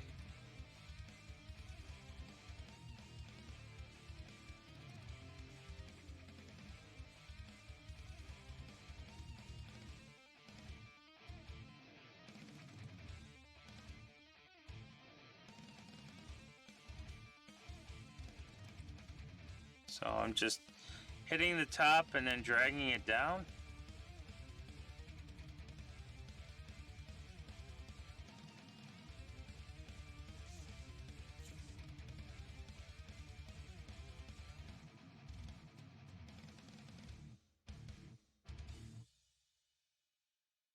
And we'll do another pass around it to get it nice and even.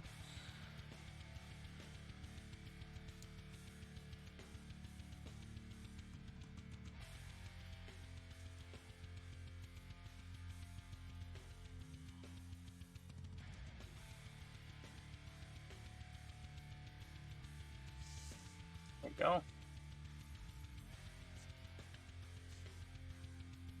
And we're also going to do those toenails down here. Those little claws that he has.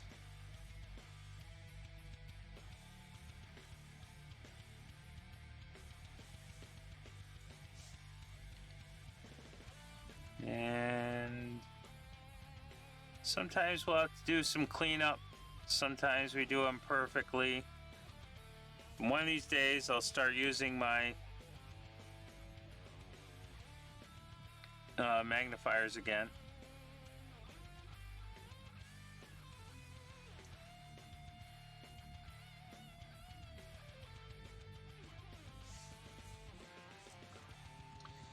Go.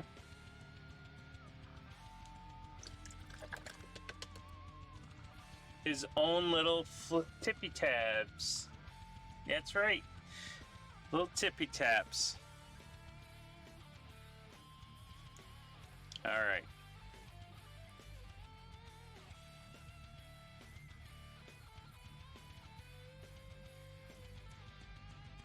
Now, he does have teeth, but I don't want to do the teeth right yet.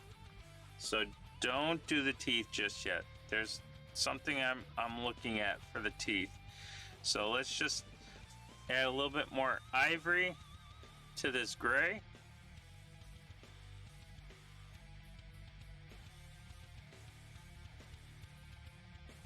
You want it nice and bright, and we're going to go right on the top. So I'm going to do like the big, you're going to start at the neck area and just drag it. Neck area and drag.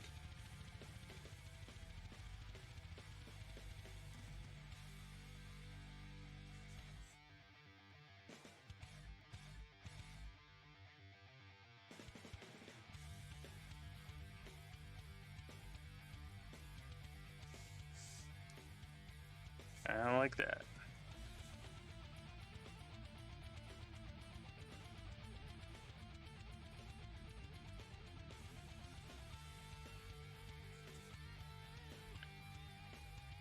So if you start in the top area, then it starts to be lit towards the top and then kind of fade out.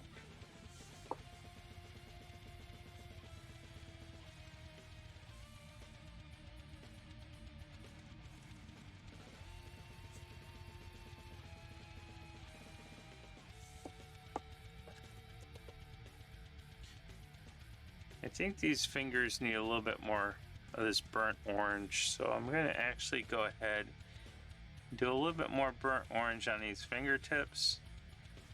For those of you that are wondering, I don't normally stay in any position. I don't wait until something is complete before I move on to a different area. It's sort of like when I'm waiting for something to dry, I'm just moving on.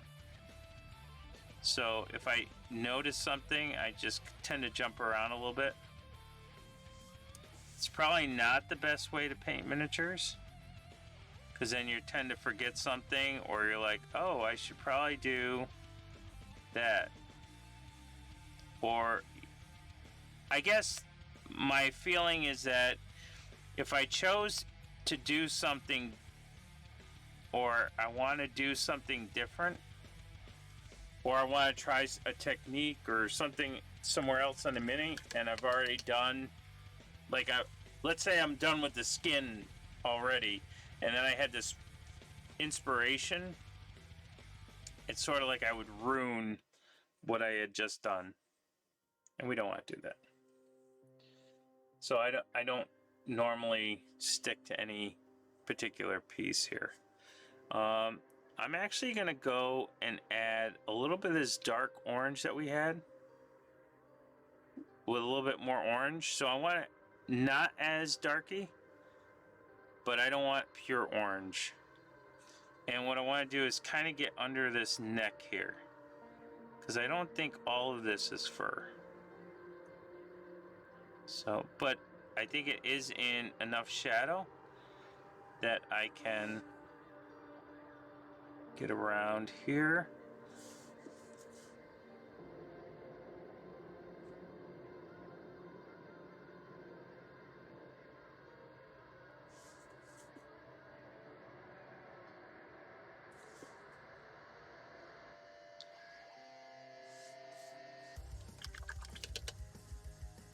And then I can get in with this light orange that we made.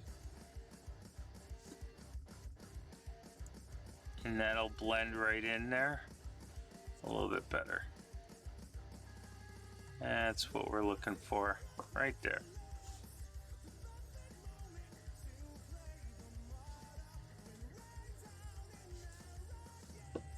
Oops. Too many things in my way. His own tippy taps, yes. Alright. I'm going to take actually pure black. I'm going to do the rest of his snout. Now, a hyena, it's not all black. It kind of goes to a gray. And let's see, where is... I had his mouth. There we go.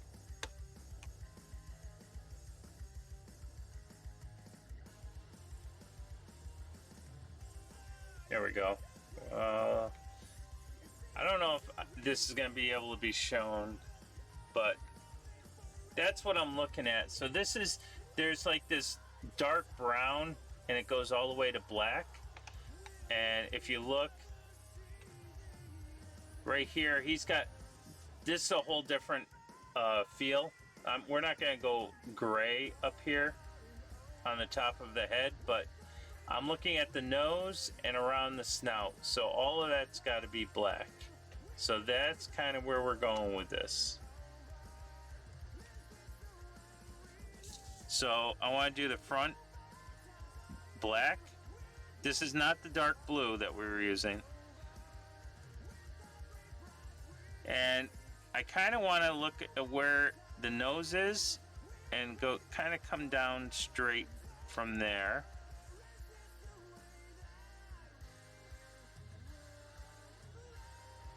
So I'm going to look at where the nose is. I'm going to come straight down. And that's kind of where the snout is going to be. And now I understand that people are going to get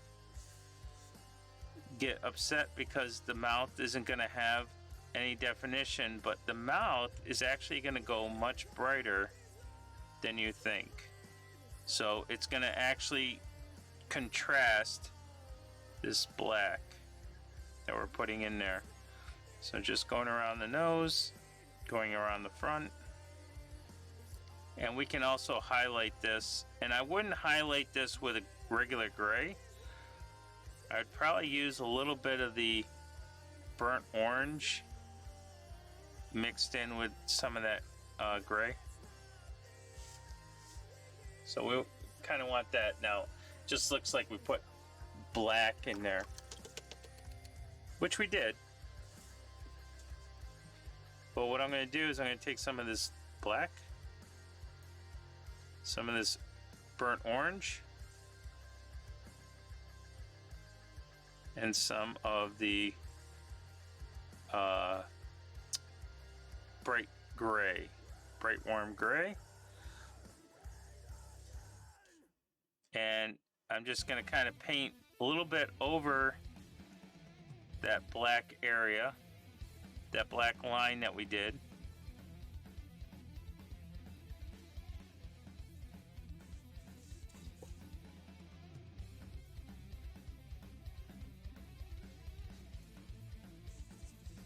And what it'll do is it'll kind of blend in a little bit of that orange, because we do have the orange in there.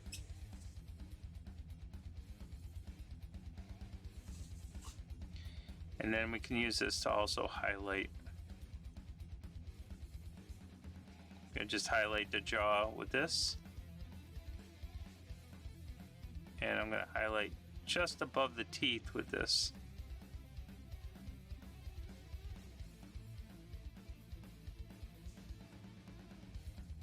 So the nose will still stay black, but there we go. So at least now I know where the mouth is.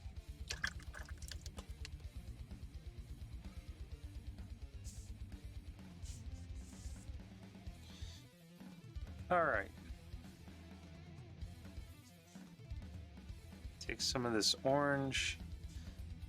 Have a little bit of a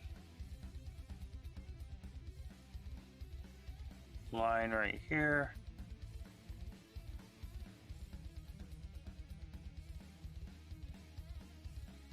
Okay, there we go.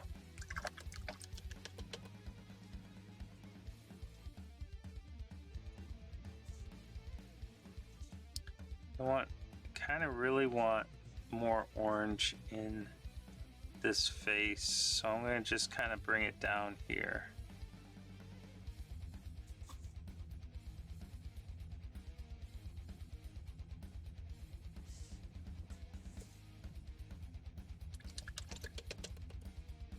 All right. I'm going to go right to my pure ivory and finish off those teeth on the necklace. So it's just going to be, I'm just going to throw it right on top of the little large ball area of the teeth.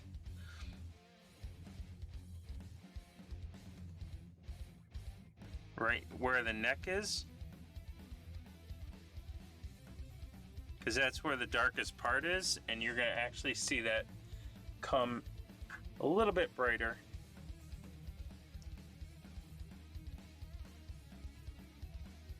Because it's next to a darker area, and it makes that area a little darker in the background.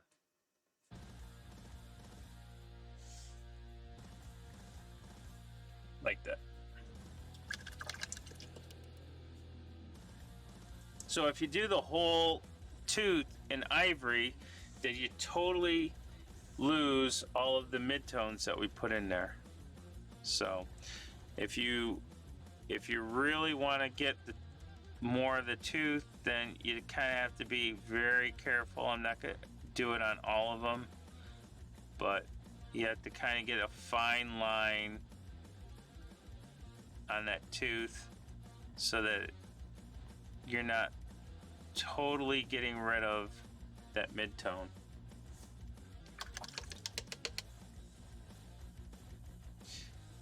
All right, let's do the fur. If I'm looking at this guy, it looks like the shoulder, the top of the head, this shoulder, and then maybe the tail you could think of. But I think if you're kind of looking at them like this is the kind of area you want to kind of give a little bit more of that blueness to. So what we're going to do is we're going to take a little bit of blue and add it in.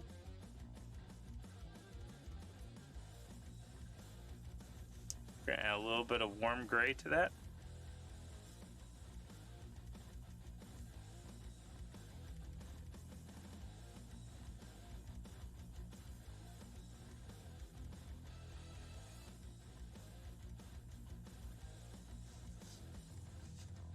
And there's multiple ways you can do this. You can dry brush it. I'm going to actually use the side of the brush and kind of over brush it. But you can dry brush it.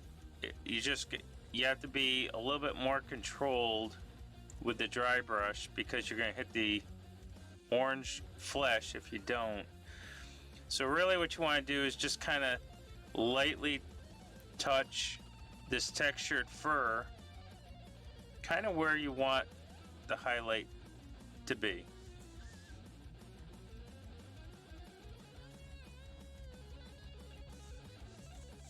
It's a very, very small stroke. I don't have any real paint on here.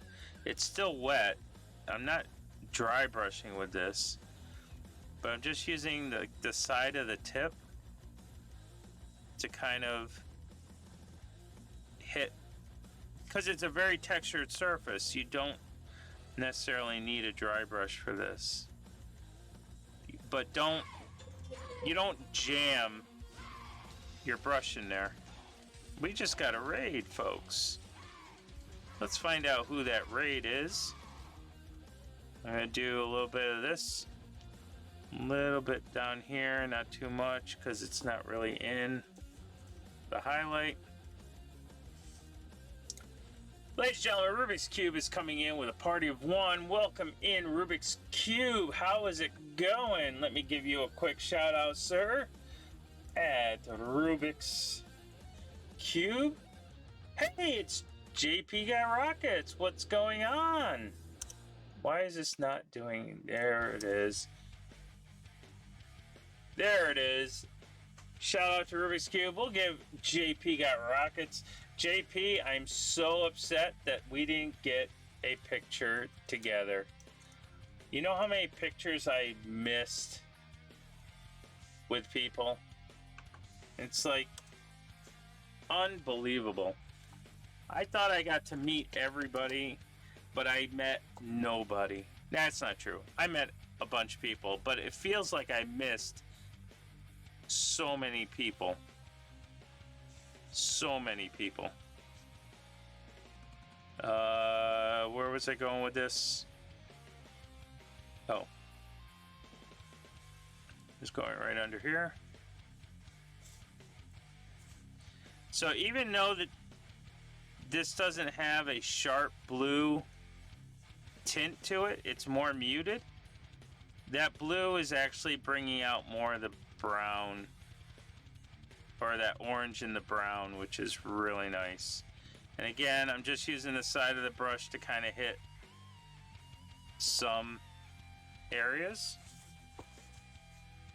So you can see it's not all that blue-gray. And we'll do some of the tail, only because I think the tail would get some light.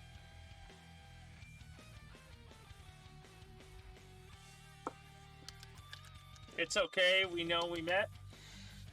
Pictures are in your memory better than a Kodak Chrome. That's right. Somehow I didn't realize you streamed. True, true. It's me, I'm nobody. You are somebody, Celebloom. You are somebody now. I follow you, and I know you, so you are no longer a nobody. I will make sure people follow you. And if you're not following Celebloom, what's your problem? The person works 3 jobs just so that they can stream for you. Go see Celebloom. At least go to the Instagram and follow. Should I be concerned? I think you should always be concerned. Always be concerned. Just so I can snag 2 hours to stream on Saturday mornings, yes. Saturday mornings, go see her stream.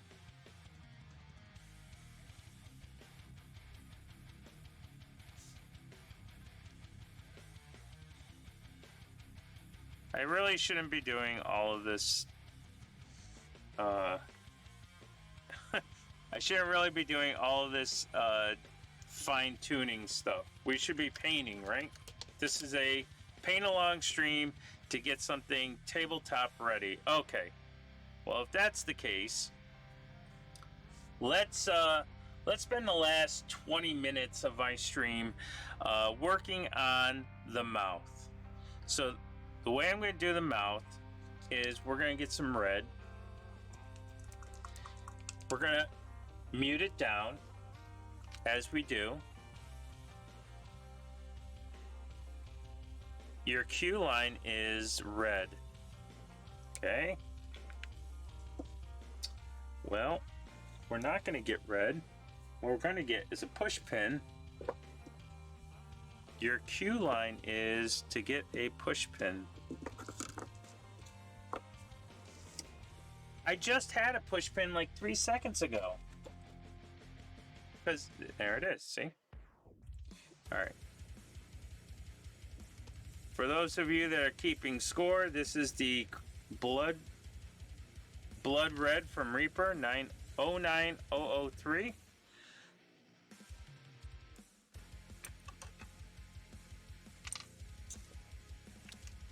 And what we're going to do is we're going to take a little bit of this. We're going to take like a 1-to-1 mixture of this and the bright warm gray and make it nice and pinky.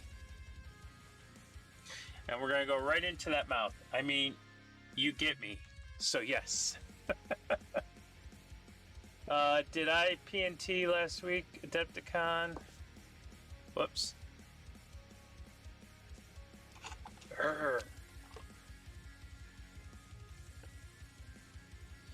Did I PNT Adepticon before and PNT this weekend? Oh, the pain take.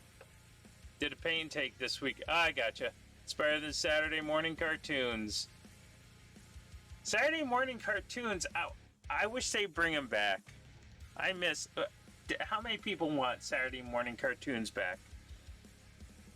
Totally want my Saturday morning cartoons back. I know I'm an old guy, but I still want the Saturday morning cartoons. Alright, we're gonna go in and we're just gonna do the whole mouth underneath here, even the teeth. We're even gonna do those teeth, this nice bright pink. And I will show you what that will look like going forward. So let's get that to be a nice pink color, and you're going to start to see how that mouth, that snout starts to come alive with this nice bright pink.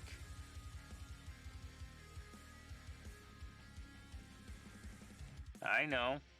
You're like, oh, we're doing a pink mouth. We're not really doing a pink mouth, but we're kind of giving the illusion that we're going to do a pink mouth.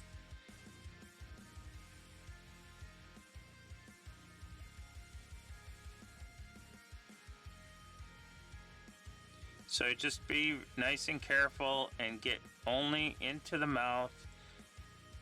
It's okay to do the teeth. We'll worry about the teeth later.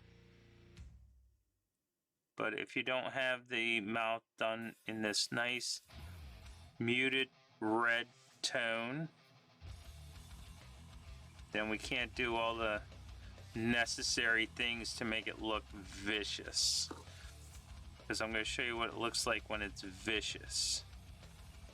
Because that's what we really want from a Gnoll Ravager, right? We want it to look vicious.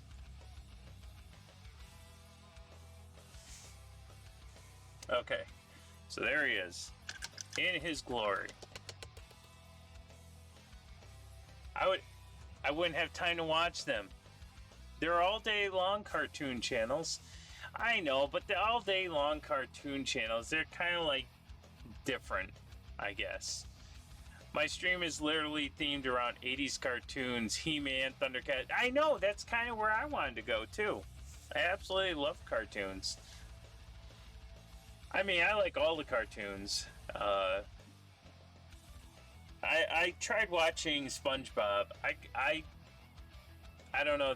You have to be in a special mindset for SpongeBob, I think. Plus, a lot of our old cartoons are free on YouTube, just so you know. I know. But there's just something getting up in your pajamas, going to the TV, turning on and seeing 80s Dungeons and Dragons cartoon, or, you know, Dragon's Lair. Looney Tunes is way better than SpongeBob. I know, it really is. Bring him on, buddy. Alright, so this is the image that I'm looking at. Wait till you see this guy. There it is. Look at this. Boom! That's what we're looking for. We want to get a lot of, we're going to try to get a lot of that grayness in there. Trying to make it look vicious. Look at those teeth. Right? So, that's what we're going with. How cool is that? That is what we're eventually going to try to do. Alright. So, in order to do that, I need to get a little bit more of this bright, warm gray in there.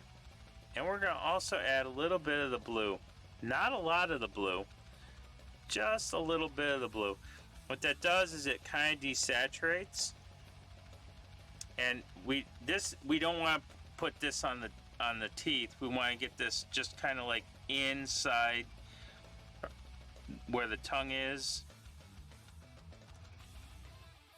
We're going to try to desaturate a little bit of this.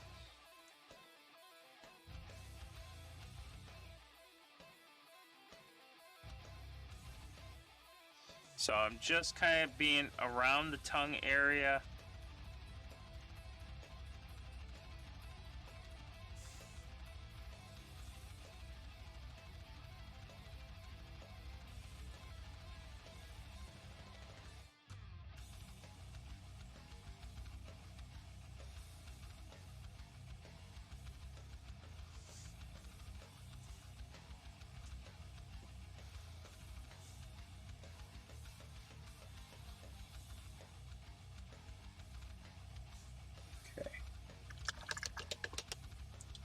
And then what we're going to do is take a little bit of this We're going to take a little bit of this orange, burnt orange. Take a little bit of this ivory. Oh, that's a lot of ivory.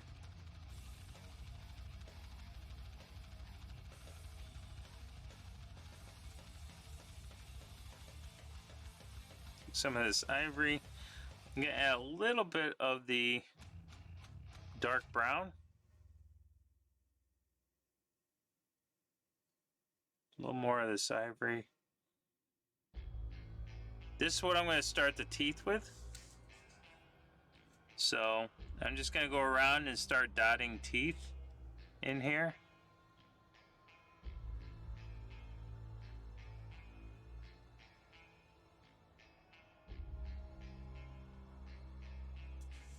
So if you haven't noticed, I'm muting a lot of these colors down because I think the only thing I really want to be vibrant is his skin tone.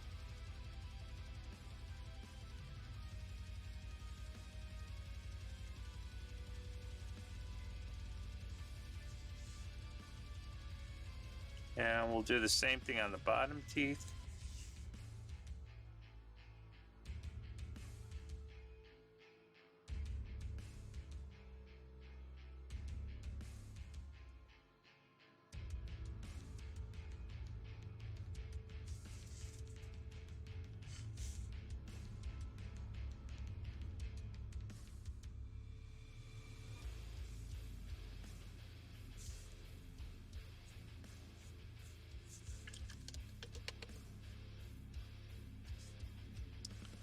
And I think we want to add a little bit more red to our little muted tone here. And I'm just going to get under that tongue a little bit.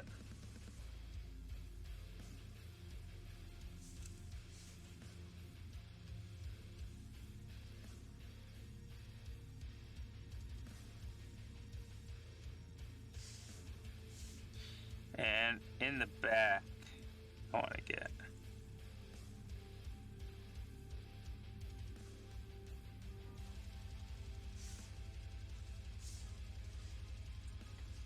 okay. Ukli aerial ride. Thundar the Barbarian, yes. Ukla aerial ride. Yep, I remember all of those. We're gonna go right straight to the ivory. Because this is a detail, we don't have to really worry too much about shading or mixing. So we're just gonna go right to the ivory and just dot the bottoms. Like you want to keep something in the middle of that black snoot. So you don't want to go all the way up with the ivory, but we don't have to transition more ivory into the teeth. We can just stay towards the bottom and just make it nice and bright.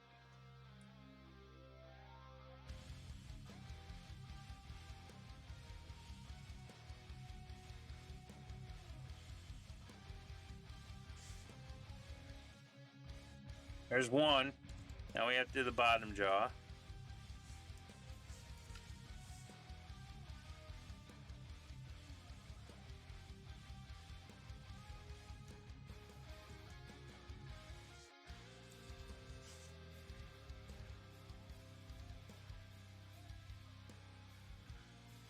And we're just doing the tops of these jaws because you want to leave a little bit of line between the bottom jaw and the teeth, which you probably can't see me doing because I covered it up. There we go. I know he looks like he has a big huge eye, but I haven't given him any eyes yet. He's got like a horse's eye.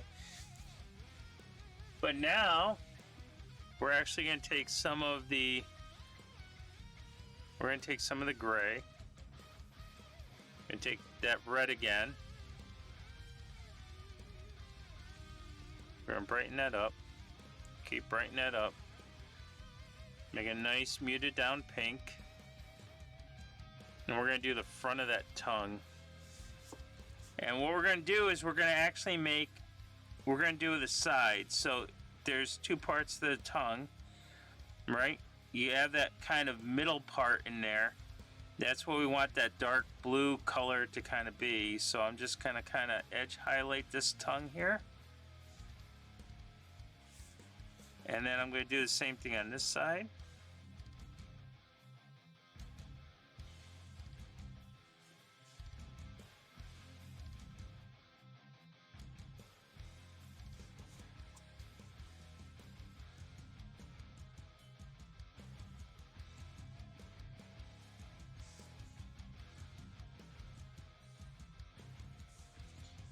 Might have messed up the middle of that tongue.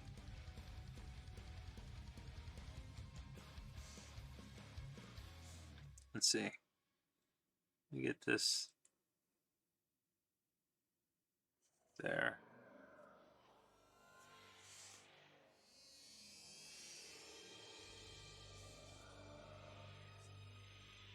We're gonna go back to this darker color. Let me get some blue in there. Oh my gosh, that's way too much blue. What was that?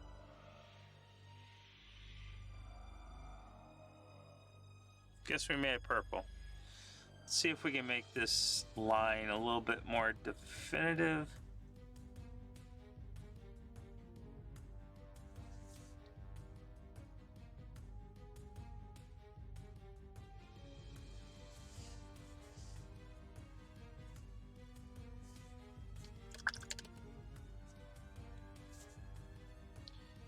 So, okay, we're gonna try something. I don't know if this is gonna work. You don't have to do this. I'm just gonna go in. I gotta fix around these teeth a little bit. I lost my definition here.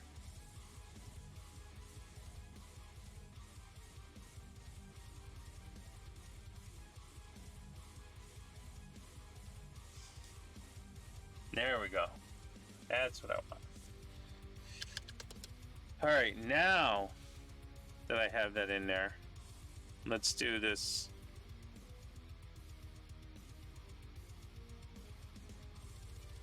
Do this nice bright pink here. I'm just gonna do the tips of the tongue here.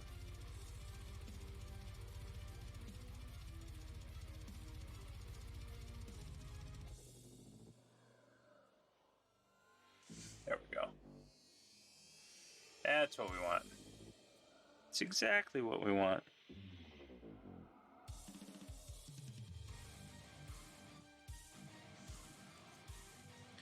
To the edges of the mouth.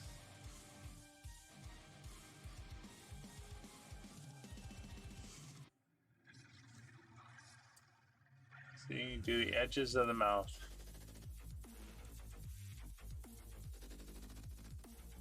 Oops.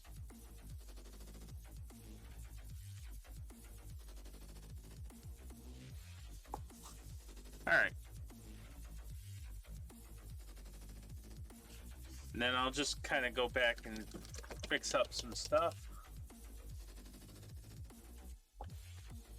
So we have to take, let's see, it was this color, right? This color we want on the outside of that mouth. And we want this color on the outside of the mouth. This has that orange black kind of highlight.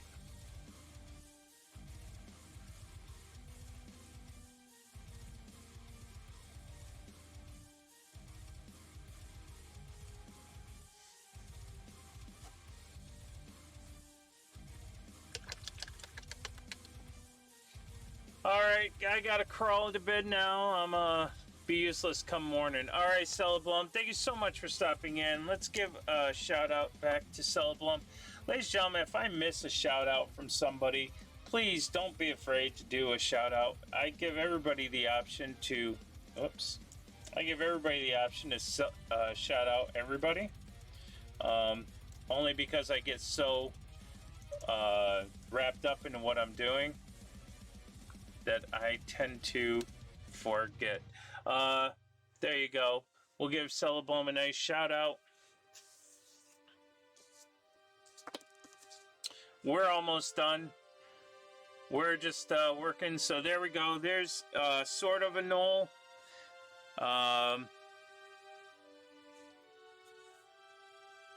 Let's go ahead and do some bone color around the bone area. So I'm just going to take this this black and brown, add a little bit of ivory to that. And I'm going to also add a little bit of orange, just to kind of give it a little bit more warmth to it. And we're just going to go around and dot all of the bone text, bone fragments. So here's a bone, here's a bone color.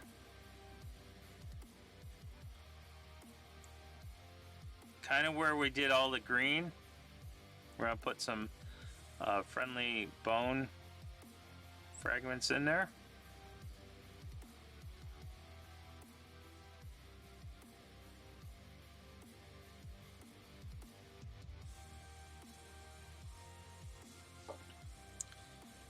We still have a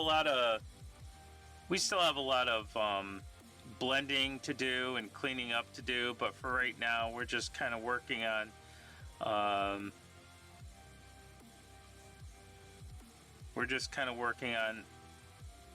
the color scheme. Oh, let's see, there's no other bone stuff? I thought we had other bone stuff. Is that the only bone stuff? Alright, so here's what we're going to do with this. We're going to take this color here, this ivory, and we're going to go ahead and just make a little bit of textures in this wood. You know how we do this? We just kind of, you don't have to, but I always like to do some wood textures in handles. So this doesn't have to be anything fantastic. You just kind of draw lines the best you can. Wood is organic, so it doesn't have to be stripy. It doesn't have to follow any pattern. You may not even want to do it. You may just want to, I'm just drawing like these weird lines in it. This is the bone color, because we already kind of painted this with that dark brown. This just has the ivory in it, and you can just follow the highlight if you want. All right. The last thing I want to do tonight, I know we said we were working on the mouth, but the last thing I want to do is actually get the complementary color in here to be a vibrant color. So I know we did a lot with blue, but it's always been masked. So what I want to do is I want to do any of the straps or any of the strings in a blue color. And all we're going to do, very controlled, we're going to take a regular blue, and I'm going to bring it to a point. And like these straps here, I'm just going to paint them this color. This is a pure blue, and because we've already used blue in other parts of this model or mini, it's going to read okay. It's not one of those new colors, you know, that we're just introducing. So all I'm doing is just using this blue to do all of these little strings and straps. The only place that I'm not going to use the blue is the belt. That's going to be a black. But if you see a string, especially around his arm here, you can go ahead and do that. Now I could do this in, I can do this all as one strap, but I'm gonna actually do this in 2 strings. I don't know why it's 2 strings, but I could paint the middle of this blue and make it an armband. And if well, I guess now, because I said it, my mind went, oh, armband? So we'll paint the middle of it.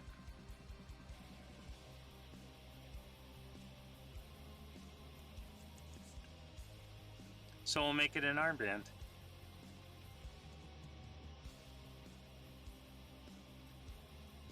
There we go.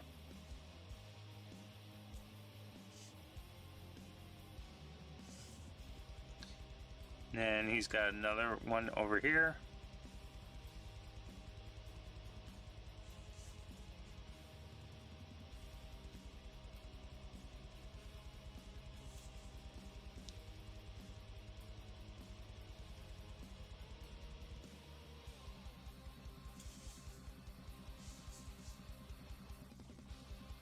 I'm even going to do this little dot right in the middle here, the blue.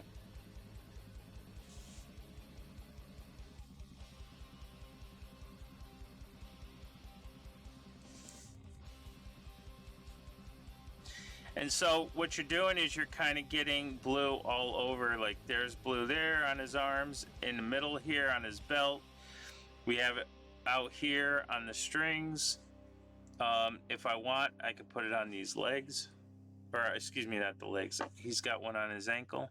And what that's doing is that blue is going all over this miniature, making it, when somebody looks at it, they're looking at all of the miniature and not just the areas that are vibrant, which is the skin.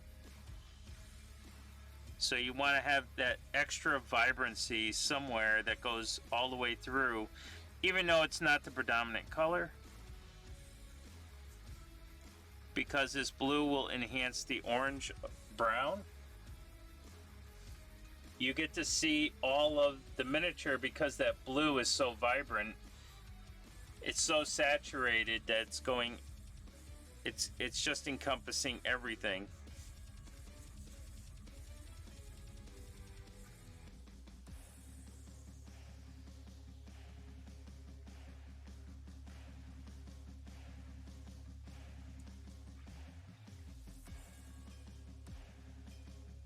Try not to make all of this a band.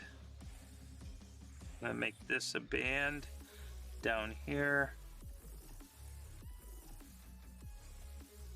and then make these other strings going around this little weapon.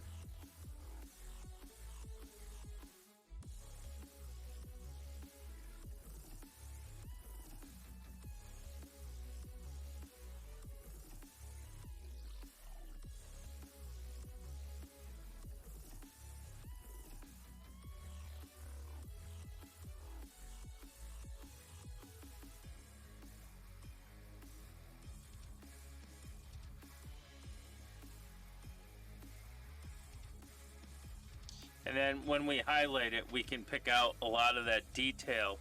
So if you're thinking you're trying to be very precise on the detail, you don't technically have to.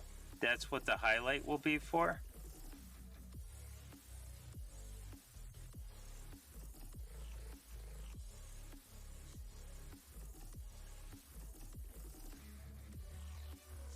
So I'm just doing the X's.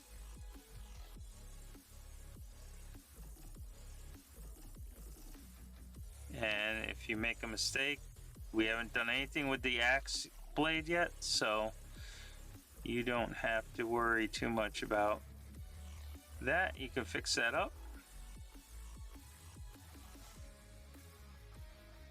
Alright.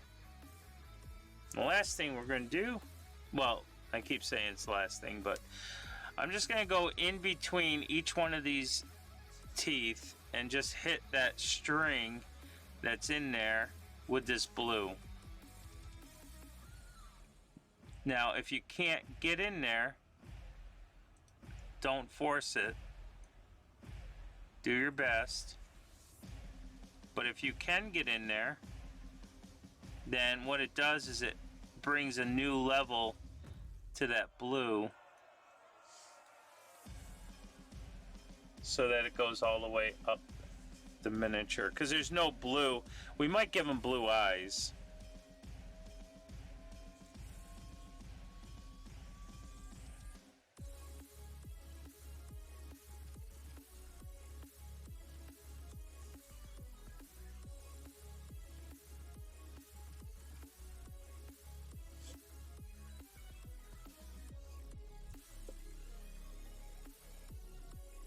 I don't think I'm going to try that.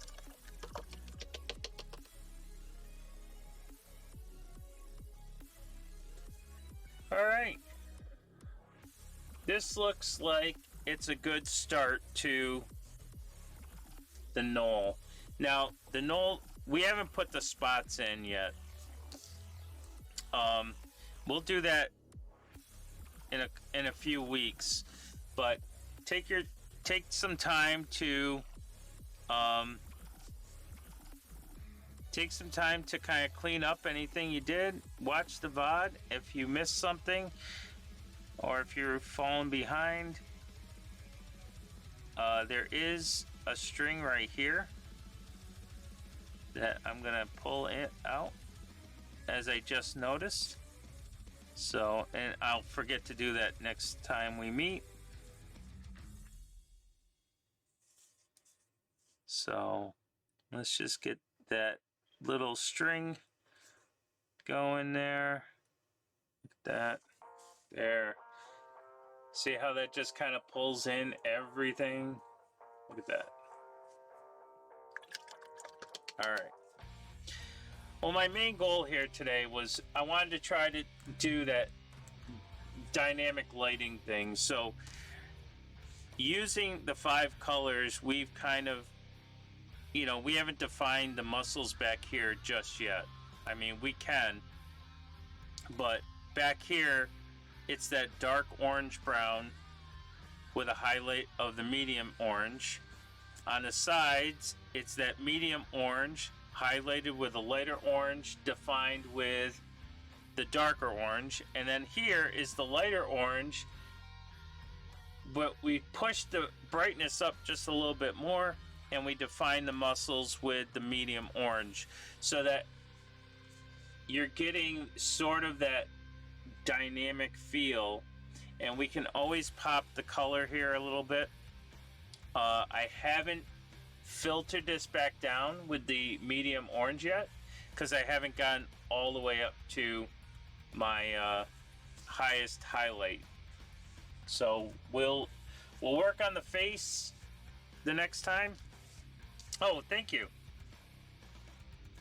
So, and we'll brighten up the bands. We'll do a lot more of his accessories. We have to brighten up the bone colors here. We have to do the black belt. I'm going to take the green up just a little bit more, just so that we can have a third color in here. But so far, this is what he looks like, and we will continue working on him in a few weeks. So there's a lot more we have to do on him, and I'm going to have to get my magnifiers on to see more of the detail. So 3 hours ago, this is my Wapple impersonation. 3 hours ago, we had something like this, and now we have that. Of course, his would be all complete and smoothed out and whatnot, but there we go. That is the Gnoll Ravager so far.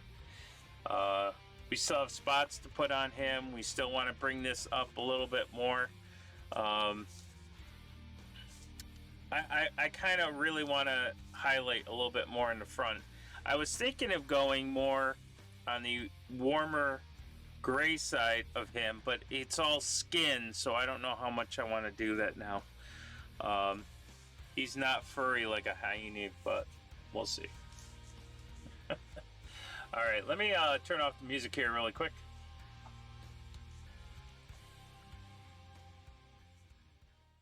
There we go. And let me come back out here. Ladies and gentlemen, I want to thank everybody for stopping in tonight. This was a blast tonight.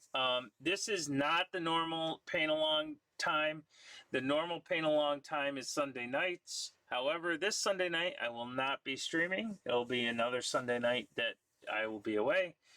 We will return to the Gnoll Ravager on April 13th. I believe that's correct. 14th? Let's see. If the 8th is a Monday, that means 13th, the 7th. So we'll be back April 14th. That's the Sunday. Sunday, April 14th, we'll come back to the Gnoll Ravager. However, next Tuesday, I will be doing technical tryouts again. And I don't know what it's going to be. So just stop in for an hour and a half and we're going to try to work on something. I don't know what it's going to be. I'm going to fail at something or I'm going to succeed at something. But it's a way for me to practice in the sandbox so that I can get better at doing stuff. One of the things that I really want to try to do is not actually dark line, but paint to a dark line, which means using the tip of the brush to almost get to where I want to. Maybe that's what we'll do. I haven't quite decided yet. My next stream is on Friday, where we're going to be finishing something that's on a film case. I don't know. It could be anything. Maybe it's the Icy Death Guard. Maybe it's a monster. Whatever is on a film case that I could take out of the box, we're going to work on. So join us for Friday. That's at 9 p.m. to 12 a.m. midnight on Friday, this coming Friday. And then we will see you guys again soon. If you have any questions on when I'm streaming, you can look down below. I try to update that schedule as best I can. It gives you all of the Tuesday, the Friday, and Sunday streams. So there you go. You are welcome, Awkwardish Panda. Thank you for stopping in. Rubik's Cube, thank you so much for that raid tonight. And Holy Fireman, thank you so much for that follow yesterday with Chimera Paints Minis. And Cellablone had followed. So, and everybody that's a first-time chatter and everybody that's come in here today, thank you so much for stopping in. It was a blast. Boy, with all that said, I don't even know who's streaming tonight. Let's go take a look at who is streaming. We've got Gordon. Have a great night at Gel Tip and a good time at the eclipse. Thank you. I can't wait to see it. I've never seen a total eclipse before. I've seen eclipses, just not the entire totality of it. And we actually have the chance to go see it.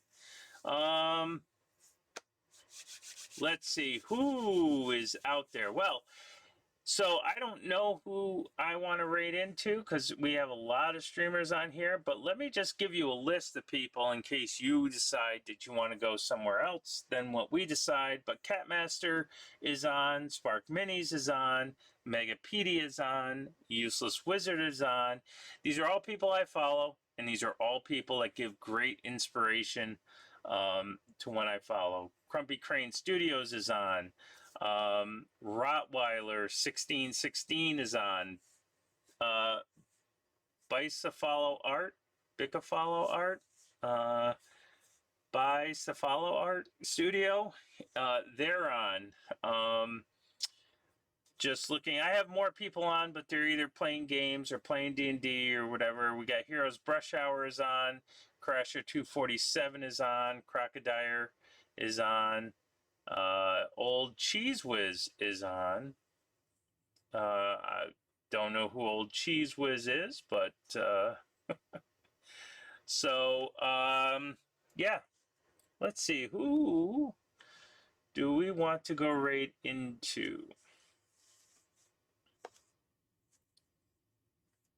Let's see. You know, I don't ever really get to talk or raid into Spark. So she's doing some zombies in tanks.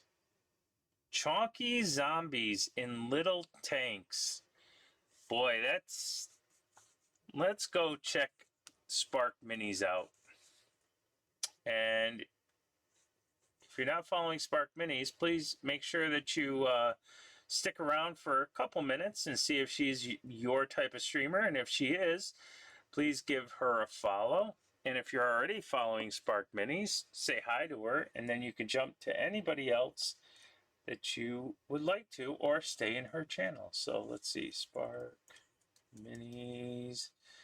There she is. I'm going to raid into her. All right, ladies and gentlemen, thank you so much for stopping in tonight. I appreciate all of you. I get inspiration from all of you. I can always find inspiration from all of you because every time I go to your stream, you're either using a tool that I buy, you're using a paint that I buy, you're using a brush that I buy. Let's face it, folks, you put me in the poorhouse, but it's all fun. Ladies and gentlemen, thank you so much. We will see you again on Friday. And remember, hope to see you behind the brush. Have a good night, everybody.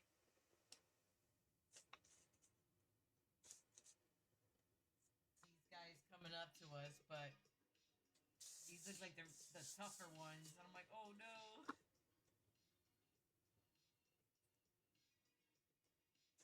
Ah!